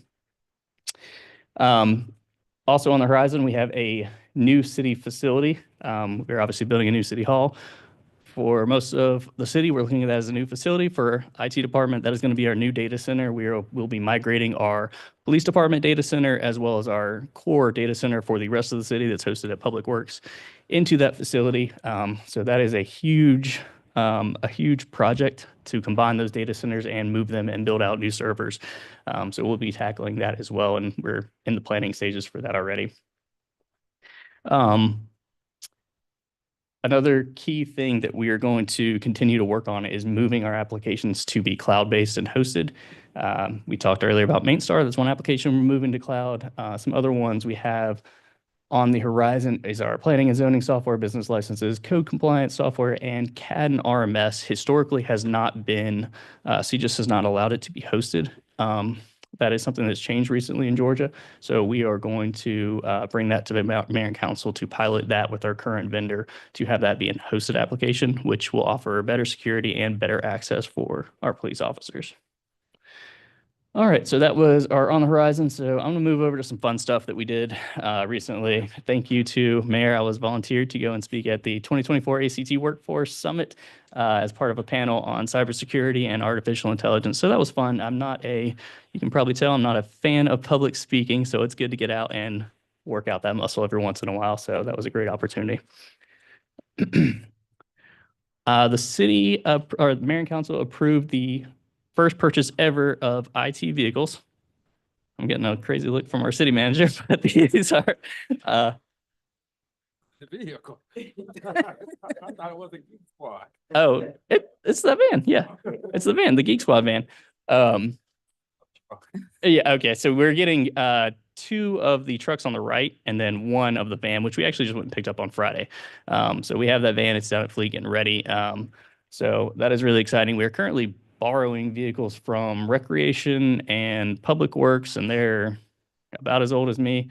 And half the days they don't start. So we're very excited to get some new vehicles to move equipment around the city and service all of our sites as well. And it would not be fitting to have new vehicles if we didn't have a logo to put on them. So my team, with the help of Ms. McCoy and the PIO office, have created our new information technology logo that we are informally asking for approval on tonight from Mayor and Council.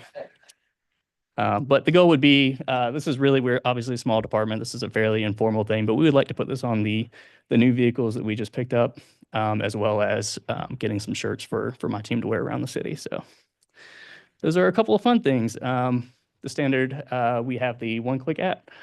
So please continue to download that and use that to stay connected with the city and answer any questions. Awesome, awesome, awesome. Councilwoman James. Thank you so much, Director Cox, for what you're doing and your team. You all are doing some great things, so thank you. Thank you. Appreciate it. Councilman Gutierrez. Great job. Like your last name just throws me off, Josh. So Director Josh, I'm just excited about all this, and then just about the way you carry yourself and your team. I run into, when I go to these GMA trainings, and anybody that is IT related, and everybody knows you, and they always have good things to say about Forest Park. So just thank you for representing us well, and great job at that conference. Thank you. Councilwoman Wells. Yes, thank you so much, Josh, and your team. Like, you don't hear a lot about IT, but you all play a vital role in keeping our city going. So thank you to all of that you do. And I'm so glad y'all have some decent vehicles to ride around in. Thank you. Thank you so much. Councilman Mears.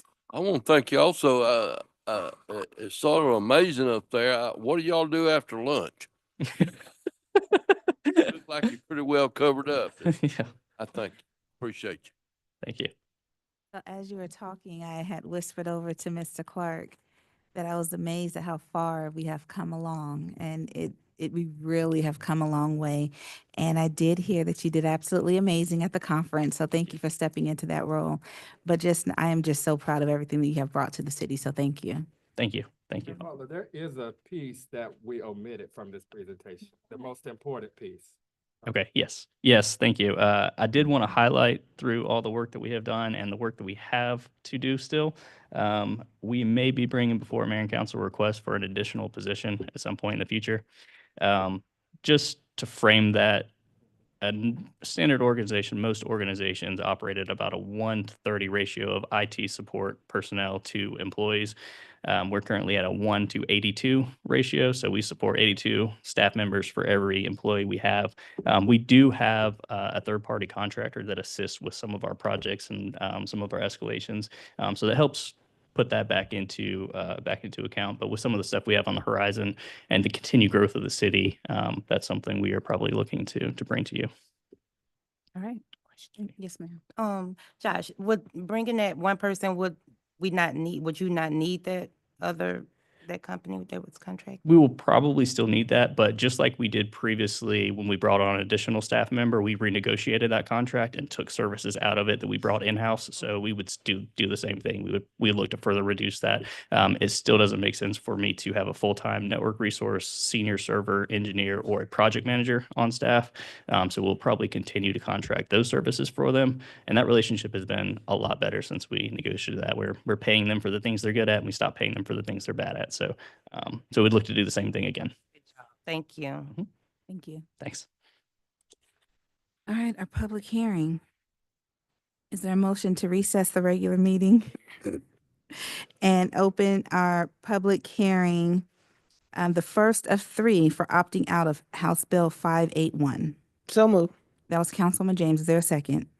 Second. That was Councilman Mears. Is there any discussion? Ms. Rainey? Councilmember James? Yes. Councilmember Gutierrez? Yes. Councilmember Akins-Wells? Yes. Councilmember Mears? Yes, ma'am. All right, thank you. So background and history. House Bill 581 passed during the 2024 legislative session and signed by Governor Kemp. It introduces key changes impacting local government revenue. This bill includes procedural modifications to tax to property tax assessments and appeals, a new statewide homestead exemption, which local governments can opt out of, and a local option sales tax aimed at providing property tax relief. The second public hearing will be held on February 20th, 2025 at noon, and a third public hearing will be held at 6 p.m., also on February 20th. If approved by the council, the adoption of such will follow. And so our tax commissioner has left. Mr. Wiggins. Is he?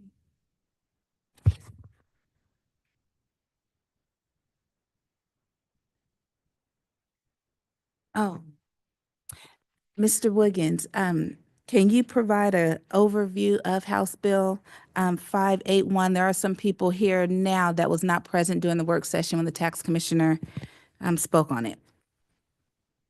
I'm gonna have to say I don't know a Okay. whole lot about House Bill 581 I'm happy to speak on it. Okay. in its entirety. Okay, thank you. Hmm. Yes, ma'am. Okay. So this was adopted at last year's legislative session. It includes a floating homestead exemption in the event that all municipalities in the county participate in 581. It essentially, and breaking it down to the studs, it would allow homeowners, so their property assessment would not be increased more than what the inflation rate was for the prior year. And so I have an example that I think will give some context to the public. So if your home is assessed at $100,000 in 2025, and then your new home assessment in 26 would be 110,000. So that's a 10% increase, right? Inflation for the prior year is 3%. So rather than your home being at the 110,000, it would be limited to 103,000. So it's your home value still grew to 110,000. However, what's taxable is limited to that 103,000. So that's just the basic of how it could affect the public. There's several other provisions that are specific to local governments as well as how counties handle their assessments, but that does not affect Forest Park. And the majority of Forest Park residents will not actually be impacted by this because of that $150,000 homestead exemption.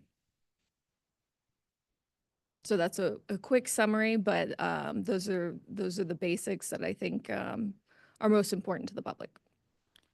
Okay, so per our charter, during any public hearing, 10 minutes is allotted per side in its totality. So 10 minutes is allotted for those who wanted to speak in favor of this House bill. And then 10 minutes will be allotted in its totality for those who wanted to speak against or who are not in favor of this House bill. But I also, Attorney Matricardi, would like for you to explain how if one municipality opts out, it opts us all out, what exactly it opts us out of. Okay. And there's something else, I'll get to it by the time you get done. So the floating local option sales tax, so that's the FLOST. And so if everyone in Clayton County, including the municipalities and the county itself, if everyone stays in to 581, there would be a FLOST.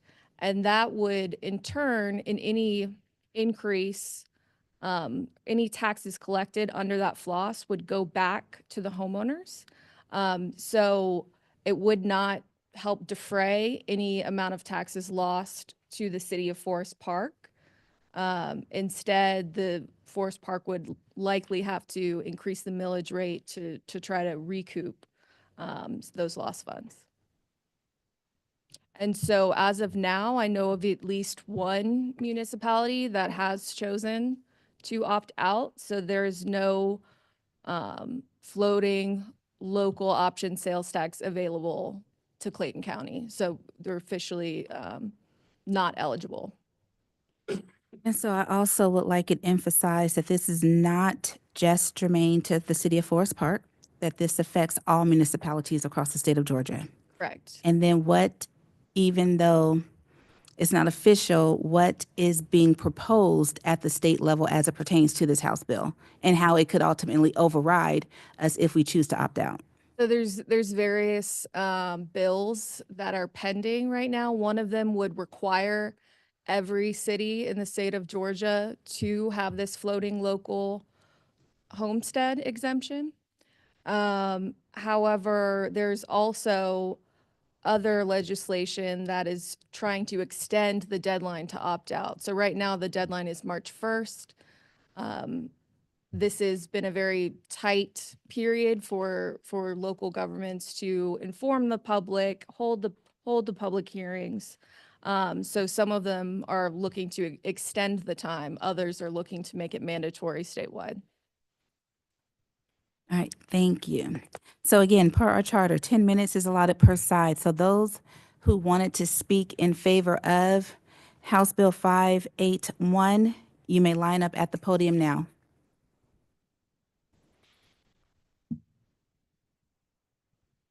Not seeing anyone. If anyone wanted to speak in opposition of House Bill 581, you may line up at the podium now.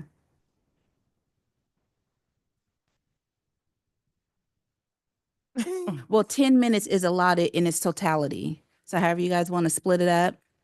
But the floor is open. You line up at the podium.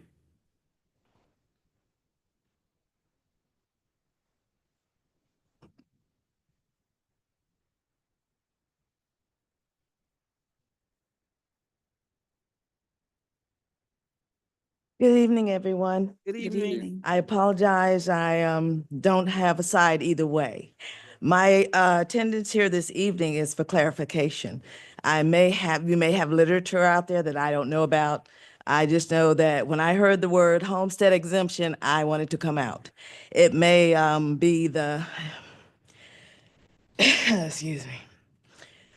Based on the information this lawyer, I believe, speaker said, what I grasped from it, it's basically talking about, well, let me just ask this. My clarification is I want to know, as a senior in Clayton County and Forest Park, the homestead exemption that I receive on my property, is that affected? Am I still going to be exempt as a senior? Will I have to pay homestead taxes? That's my concern from what I gathered. So if there's more clarification that could be provided on exactly what I might be voting yay or nay for, or if that would affect me in that instance, that's what motivated me to come out tonight. But when I heard homestead exemption and taxes, I wanted to find out more. So I may not be the only one, but that's why I'm here. You'll follow me. That's funny. Okay. I'm against it because we are the largest city here in the county. And with what my neighbor just said, the statewide home exempt will not affect us. Any option for our sale taxes would affect us. So we should really just opt out of this and let either county or city opt out. It's a done deal. So I feel we should just opt out of this and let the citizen get more information from the local representatives, because it's a lot of information that is not available to discuss this. And I feel it'd be transparent if the citizen who are homeowners, even if you're a renter, you still should know about this so you can bring it to your landlord attention. So I think it should be more information given for the citizen so they can feel comfortable and know what to ask and why it is to opt in or how is it to opt out. I feel we win with opting out. I yield back. Good evening. I agree with the first woman that stood up. I heard homestead exemption. I'm a homeowner. When I saw on the ballot what to vote, I reached out to multiple people to get clarification. What does this mean? Because it's not in layman's terms. It's not for the average Joe to understand. even with this lovely explanation that this woman here gave us, I'm still not completely understanding what are y'all talking about. All I want to know is, like what she said, am I going to be affected as a homeowner? Am I still going to be able to have that homestead exemption because I dwell in my home as my priority dwelling? That's what I want to know. And I would love to hear, oh yeah, it can't go past a percentage. I agree for that. I don't know what that means though. Does that mean I'm opting in? Am I opting out? I don't know because it's so confusing. I just feel like it's a bunch of jargon and the average Joe doesn't understand. We don't understand what is, if we're opting in, are we saying don't go beyond that amount? If we're opting out, are we saying, so I just feel there's a lot of confusion.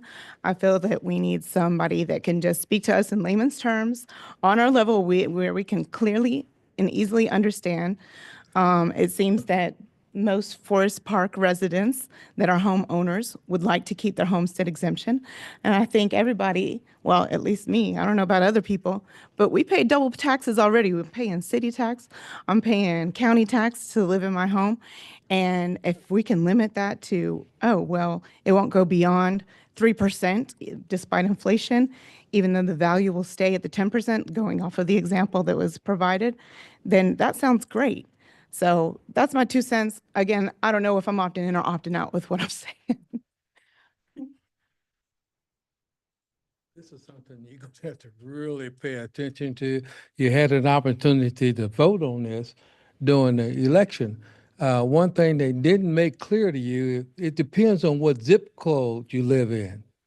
If your house is $700,000 or more, then you'd want to opt out because your local taxes would remain as much as someone that had a house that was 100,000. And you can see the difference between the two. So those that have a large house, big money, is going to benefit them. It's not going to benefit you if you have a $100,000 house.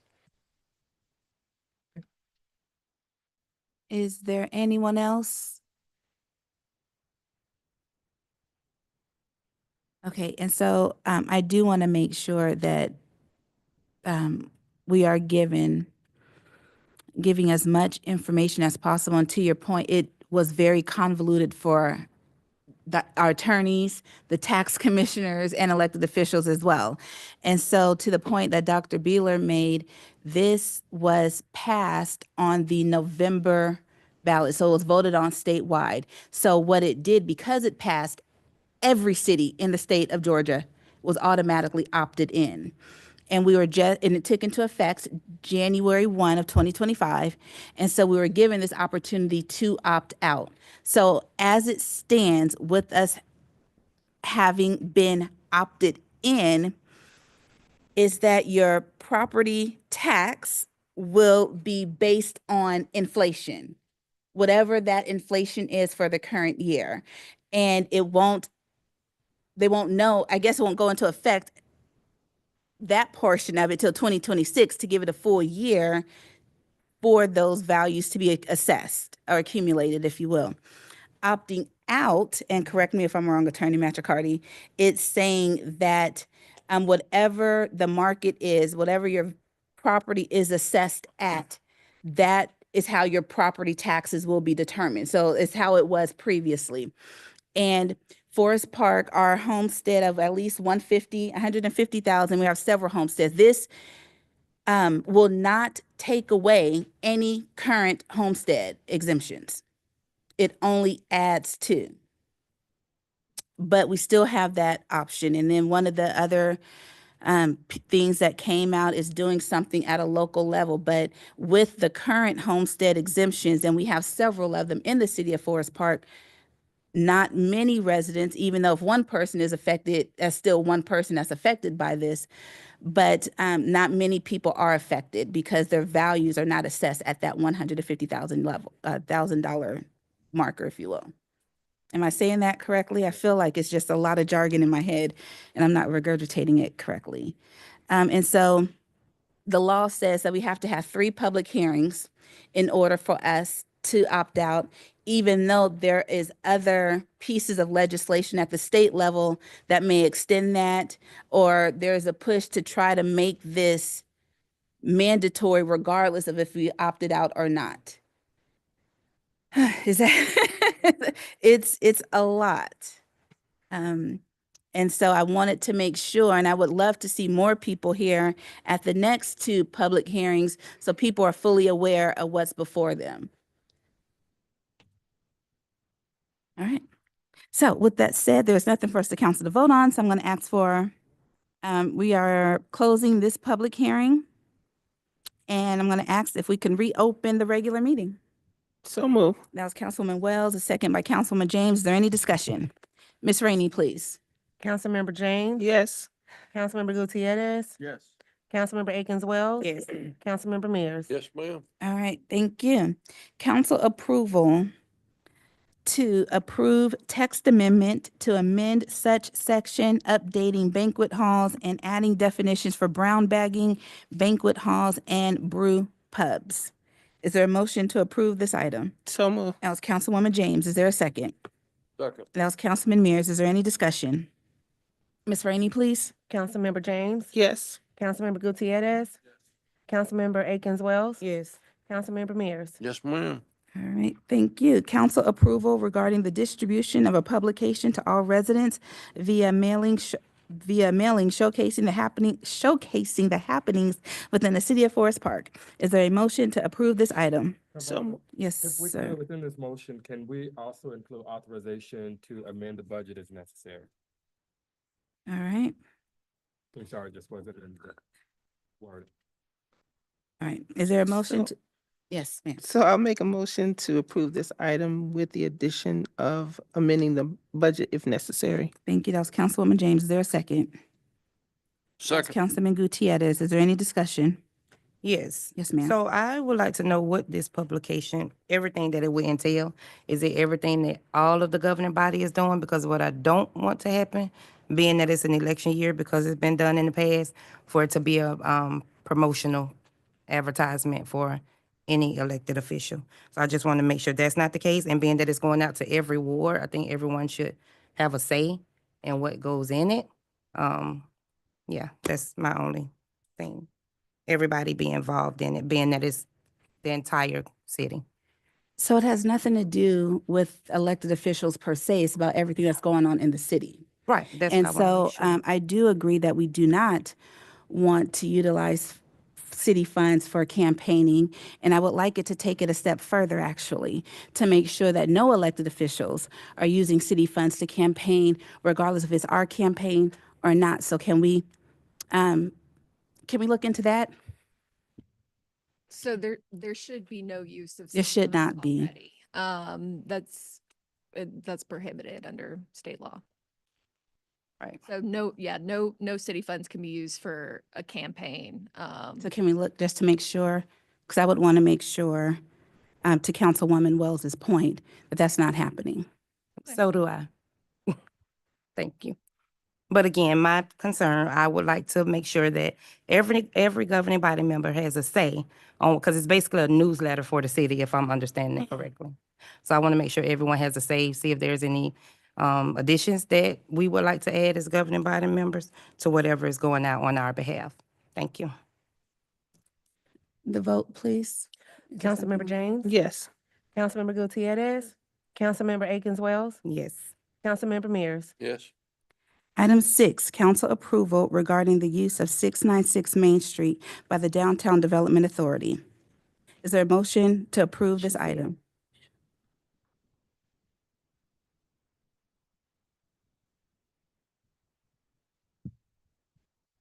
All right, not hearing anything. I make a motion because I want to ask a question. So if there's no motion, y'all are turning down the community closet being held at 696. I just want to be clear.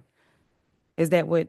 I think, well, so right now it just says use of by the Development Authority, use of 696 Main Street by the Development Authority. So I don't think that's necessarily worded correctly. I think if you want to propose your motion, Councilwoman Wells, that would be. Yes. On for the first and the second. What you say? Can we have a discussion? I made the motion. I make a motion for the discussion. Second. Right, questions or comments, Councilwoman James? Councilman Gutierrez? Yeah, my comments, I guess, is like, so if we're using it already for something else, to find somewhere else. If we only have a room and we have, I think you said we have all the stuff for you all that you interview, then we also have the PIO's equipment over there to just find an alternate space or even build a space. We have money. I don't even mind giving money of my money to buy something, to build something. Well, that was my request for the city manager. So I requested for us to find a different location that would house everything. So maybe I'm give that directive again to find a location to house the community closet. I think in my response to the request, there were several locations that were provided. One of the locations, and pardon me, I don't remember the building, but frankly, it was the archives building. There was a tour done there and we learned, which I didn't even know, that Recreation and Leisure is using that facility for, I think you shared a break room or something for their employees, I believe. The second building, and I can understandably why it didn't work, was the storage facility that Public Works has on Lake Drive. And then the third facility is the one off of Forest Parkway. It's the building, it's owned by the DDA, and it's the building that has been newly renovated, and it's right there in the front. I don't know what the future plan is, right in front of the house on East Street. Now, if there's another consideration for a space, I don't know that we have other facilities. The 850 is owned by the Development Authority. We could potentially, well, that building's about to be purchased. I don't know of any other spaces. And if the consideration is to purchase something, Like, you seen those Connex containers that are now used and remodeled and look really nice? I do. That would be very interesting and innovative if you did you're talking about a storage container.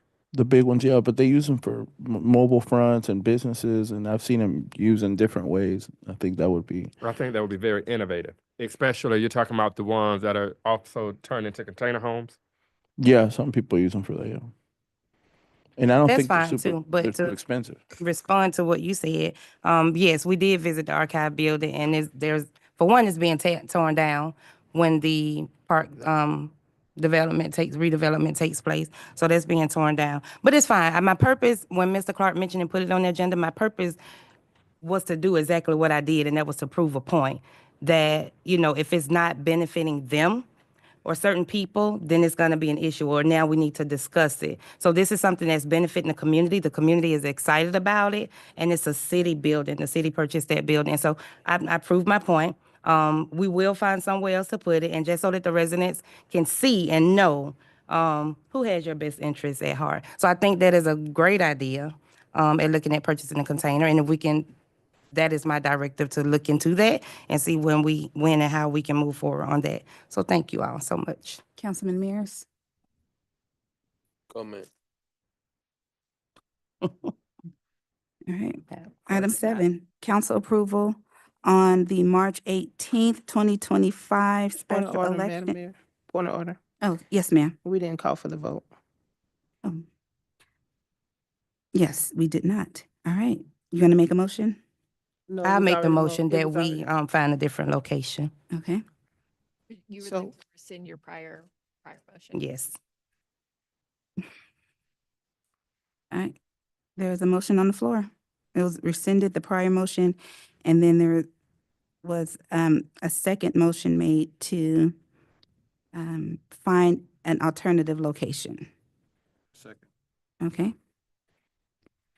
Is there any discussion on that? Ms. Rainey?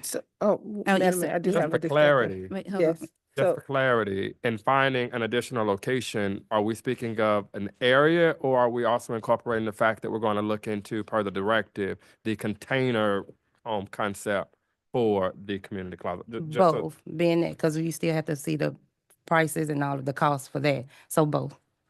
Okay, just so that it's clarified on the record so that we can move forward. so, Yes, ma'am. I do want to add. Go ahead. Councilwoman James has something to say. So, from my understanding, and correct me if I'm wrong, we're utilizing the council building right now as a community closet. And is a grand opening, I think you said, Councilwoman Wells, that's happening? It's been published for a long time. It's on. So online. I guess I would like to see how that kind of goes because it's from 12 to 2, I think. Is it open every day from 12 to 2? They can give you the information. I'm It's been sorry? everywhere. The council aides have all of the information that Okay, pertains so to the just community make closet. that information available to the governing body because I'm not aware of I don't that have to make my information. initiatives I'm not available. speaking to you, Okay, well, ma'am. this is not gonna be up for discussion. Are we, Right. you have one more comment? Are we gonna Yes, call for the vote? No, I'm just saying, I want to make sure that I understand so that I can let my constituents know about the community closet if we have one, and the hours in which it operates, so that we're all made aware. Thank you. Ms. Rainey? Okay, Councilmember, Go ahead, James? No. No. Councilmember Gutierrez? I had a comment I'm before sorry. that. Yes, sir. Yeah, I'm sorry. No, just like also, I just did want to mention that a lot of our churches already have these in the community. Our schools have them in the community as well. So it's even though it's innovative, and I mean we're adding another one. It's like we can also collaborate with a lot of the people that are already doing the work. So we don't mimic something that's already happening. Yeah, I vote. If we want to have one for the city, I vote yes. I think it's a good idea.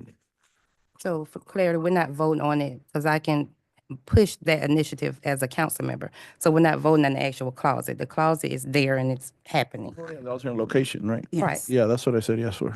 Yeah. I'm just letting everybody know because you said that we don't care about these things. So I'm telling people that if it's really about the people, these things are already in the community. So we could collaborate and make something better that's already there. But if you feel like we want to have one for the city, we can do that as well. I support you.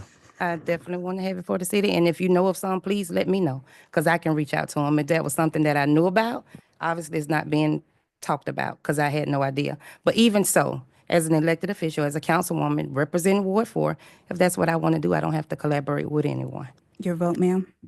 No. Councilman Mears? No. Okay. Council Point of approval. order. Yeah, because y'all got me confused with these little comments. So we're not voting on item 6. So mine is yes, right? Wait, you voted no. That's what I'm trying to get clarity. That's why I That was on said item clarity. 6. So we're voting on item 6 regarding the use of 696, right? No, your motion was to find an alternate location. Oh, okay, so yes, just need a little clarity. So you're voting yes for? Yes. Okay, and then Councilman Mears? No. No, okay. Oh, we have a tie. Yes, I get to work. I do vote in favor of finding an alternate location. This is the mayor's gift. We get this, mayor. If not, you get this. And you never know what you're gonna get. Yeah, and point of order, just so we're, Yes, ma'am, you because can take the Mr. point. Clark just stated, so it is the container, it's both, the location and the container, so we can look into both. Yes. Right, that was the motion, so I just want to be, thanks. Council approval on the March 18th, 2025 special election. With the Saturday date of March 8th from 9 to 5. Is there a motion to approve this item? So moved. That was Councilman James. Is there a second? That was Councilman Gutierrez. Is there any discussion? Ms. Rainey? Councilmember James? Yes. Councilmember Gutierrez? Yes. Councilmember Akins Wells? Yes. Councilmember Mears? Yes, ma'am. Council approval on the fiscal year 2024 annual comprehensive financial report. Is there a motion to approve this item? So moved. Is there a second? A second. That was Councilman Mears. Is there any discussion? Ms. Rainey? Councilmember James? Yes. Councilmember Gutierrez? Yes. Councilmember Akins Wells? I abstain. Okay. And Councilmember Mears? Yes, ma'am. Council approval of a budget amendment for the general fund. Is there a motion to approve this item? So moved. That was Councilwoman James. Is there a second? A second. That was Councilman Mears. Is there any discussion?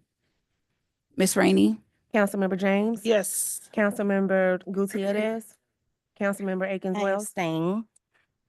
And Councilmember Mears. Yes. Council approval on the main star upgrade. Is there a motion to approve this item? So moved. That was Councilwoman James. There's a second by Councilwoman Wells. Any discussion?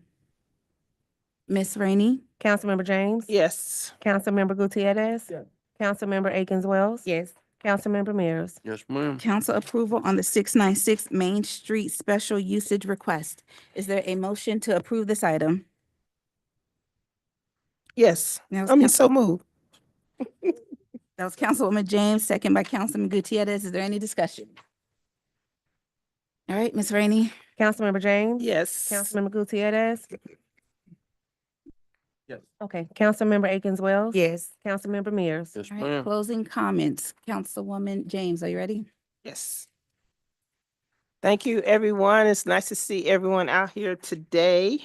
Want to first say thank you to Dr. Beeler for your 20 years of praying for the city of Forest Park. And I know you're going to continue to pray, and I know the Forest Park Ministers Association will continue to do that.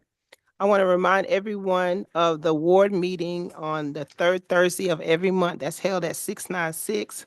I want to highlight the January ward meeting is on the website. And I'm going to start highlighting a department that shared information in the ward meeting. So you all, that kind of entices you to go and listen to the ward meeting. So our fire department, Deputy Chief May presented the information at the ward meeting. There was 251, and he was talking about the previous month, 251 EMS calls, which include 1 shooting or stabbing, 2 overdoses. There was 241 fire responses, which includes 1 house fire and 2 apartment fires. And for the year, the 911 calls that came into the city, 23,653 calls. And of those, fire alone was 5,544 responses. I probably wrote that wrong. Then there was 2,885 fire responses, and then 1,037 inspections done by the fire marshal's office. He also gave some space heater safety tips because of the cold weather, the faucet drip information to prevent freezing pipes. Excuse me, and also reminded everyone to check their smoke detectors. So if you're not coming out to our ward meetings, there are subject matter experts, as I call them, are sharing information about things that are happening in our city and what we're doing in our city. And also I will say too that the police department has extended their hours. So they are available now from 7 a.m. to 6 p.m. So if you don't have to go to work really early, you can come in, handle your business, or if you get off work and you need to come in late, you can handle your business. So thank you to the fire department for that as well. Also there will be updated the Teacher of the Year celebration that we were able to do last council meeting for our cluster of schools. There's 10 schools included in that cluster. That information will be uploaded to the website for you to take a look at as well. Also, there is a hunger walk with the Atlanta Community Food Bank, Team Forest Park. We're looking for sponsors. If you want to sponsor a student, make a donation of at least $25 so the student can get a t-shirt. We are doing that hunger walk on March the 9th. The donations go directly to Atlanta Community Food Bank in the name of Forest Park High School. And it allows us to do food giveaways and feed those that are less fortunate in our community. And then next Sunday, mark your calendar, February 23rd, the City of Forest Park, along with, in partnership with Patton's House of Performing Arts, is hosting a Black History program called The Journey. It's going to be at Living Faith on Old Dixie. Doors open at 6:15. The show starts at 7. We have a performance before the show of our Forest Park High School marching band, Kings of Sound. And so again, thank you all so much for participating in our council meeting this evening. Please let me know if there's anything I can do for you. Thank you. Hey, everybody. Happy to see a lot of people. Really enjoyed the comments about HB 581. We're voting on this with what's best for you all as residents. So we really want to hear what you have to say. So thank you for coming out. Dr. Biller, thank you for that statement. Thank you for the book back. I hope you still pray for us. We're going to have to give you something else on your desk to remind you to put there. But yes, welcome to the new employees. Welcome to our family in Forest Park. We have a great workplace here going on, and please let us know if you need anything. And then shout out to Malding and Jenkins. I'm a big proponent on transparency, so I really appreciated that presentation by them and by our finance team again. Shout out to you all. Good job. Our food truck events are coming back next month. With the weather getting better, we'll have our first event of the month, and then our cleanup the next day, where I hope to get good participation. Wanted to say with the I think I lost my train of thought, but thank everybody for coming out. And again, if you need anything, I'm here to help. Councilwoman. Yes, so first, I would like to say thank you, Josh, and again, and your team for all that you all do to contribute to the city of Forest Park. And Mr. Maxwell, thank you so much. I know I be texting you all times of the day, and because my family is always doing something. So just thank you for being available. As far as renting out 696, I really appreciate you and your team for all that you do. And I wanted to talk a little about what Dr. Falami stated in her in your comments. Thank you for your comments. But I also want the residents and the people to know that as elected officials, if you haven't read your charter as an elected official, I ask that you read it so that you can be knowledgeable of your actual job. And it's not just doing events, it's not just coming up here voting and making decisions. It's our job to hold people accountable, and I'm going to do that. I'm going to ask questions, and I'm going to investigate whatever I want to investigate pertaining to the city of Forest Park, because I can as an elected official. And so I had a threat made against me that they were going to file a ethics complaint. Councilwoman James wanted to file an ethics complaint against me for being there and doing my job. And so I just want you all to be aware, for those that aren't, that as an elected official, serving for 13 years, I know my job. I know that I can investigate and ask questions about anything pertaining to my job. And I will do that because the people are going to hold me accountable, and I'm going to hold those that work for the city accountable. And if you don't like it, that's on you. But it's nothing unethical about it. So I just wanted to put that out there because I will be asking questions and investigating. And then when it comes to the finance department, I thank you guys so much for all that you do. There's a reason why I abstain from some of the things that I abstain for, because I have questions about certain things, and I'm going to ask those questions, and I'm going to investigate anything pertaining to the city of Forest Park and those finances. And I ask that y'all do the same.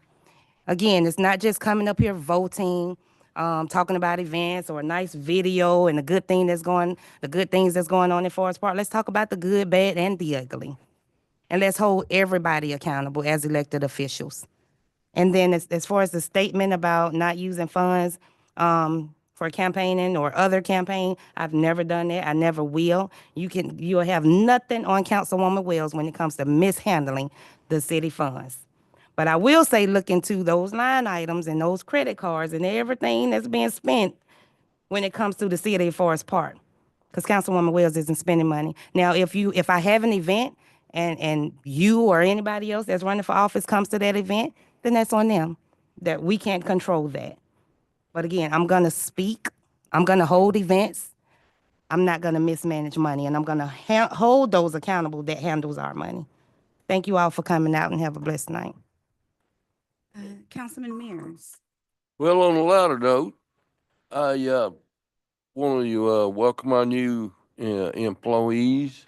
I'm glad to see everybody here taking care of our business, and I just wondered if maybe after the meeting, somebody I don't see, my favorite man, Willie Finch, back here in the back, I don't think he's been here in several meetings. I hope he's not ill. Somebody can give me a heads up on that, but I appreciate you coming out. Glad to have the new employees, and y'all have a good evening. Yes, ma'am. I'm sorry, I had one more thing. I just want to recognize Miss Gwen Ellison back there in the back. I couldn't see you because you're so small, but I wanted to recognize you. And I don't know if you all have ever heard of Hope Funeral Homes, but Miss Gwen is one of the owners of Hope Funeral Homes. Thank you so much for all that you do. I know you've recently been at the Governor's Drive at the senior facility there. You hosted some events and just being there for our legacy residents such as yourself. And so I just want to say thank you to yourself and Hope Funeral Homes for all that you all contribute to the city of Forest Park. And this is what it means to give back to your community, because they've always done that. She's a lifelong resident of Forest Park, her and her daughter, and they do a lot of giving back in the city. And so I just want to say thank you for being here and thank you for all that you do. Councilwoman James. Yes, thank you. So I did want to say one final thing, since my name was called out. I am, and you all may know or may not know, that I do ask a lot of questions.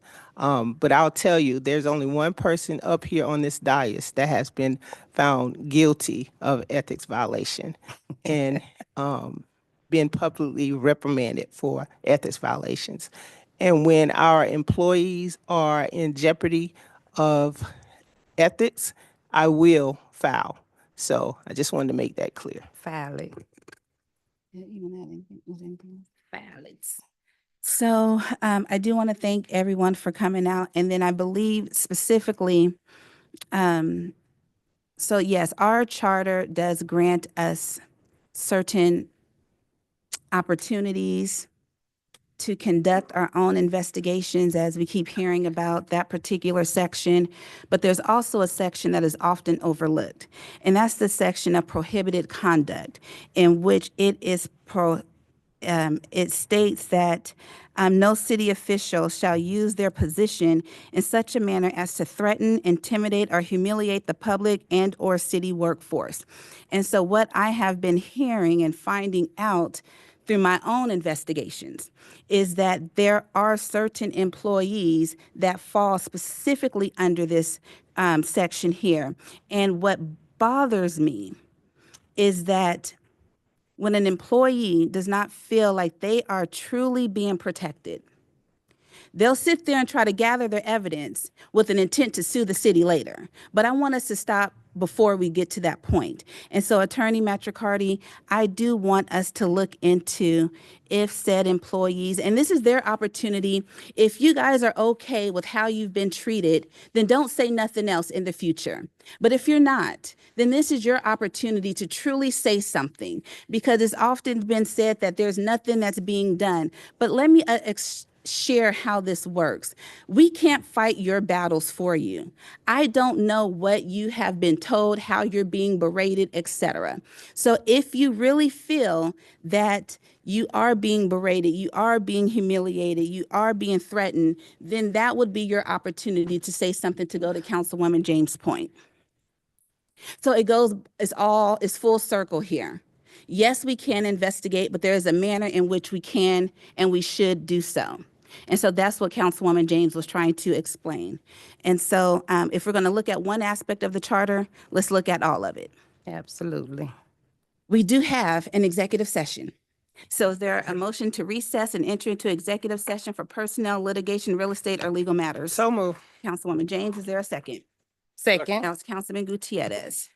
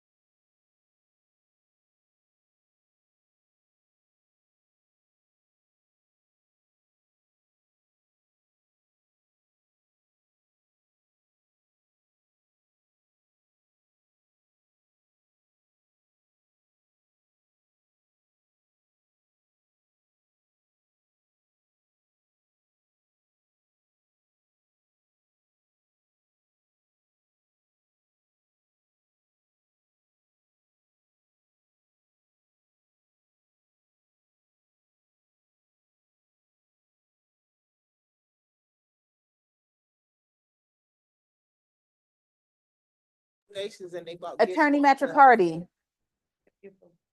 Oh.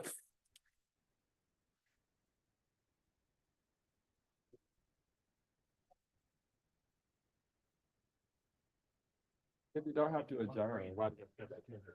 Oh, yeah. gotta- adjourn. Come out of executive session. All right, we don't have anything to, Attorney Matricardi, we don't have anything to vote on. All right, is there a motion to adjourn the executive session and reconvene into a regular meeting? So moved. That's Councilwoman James. Is there a second? Second. All right, Ms. Rainey? Councilmember James, Yes. Councilmember Gutierrez, Councilmember Akins Wells, Councilmember Mears. Yes. We're adjourned. Hey, Brandon,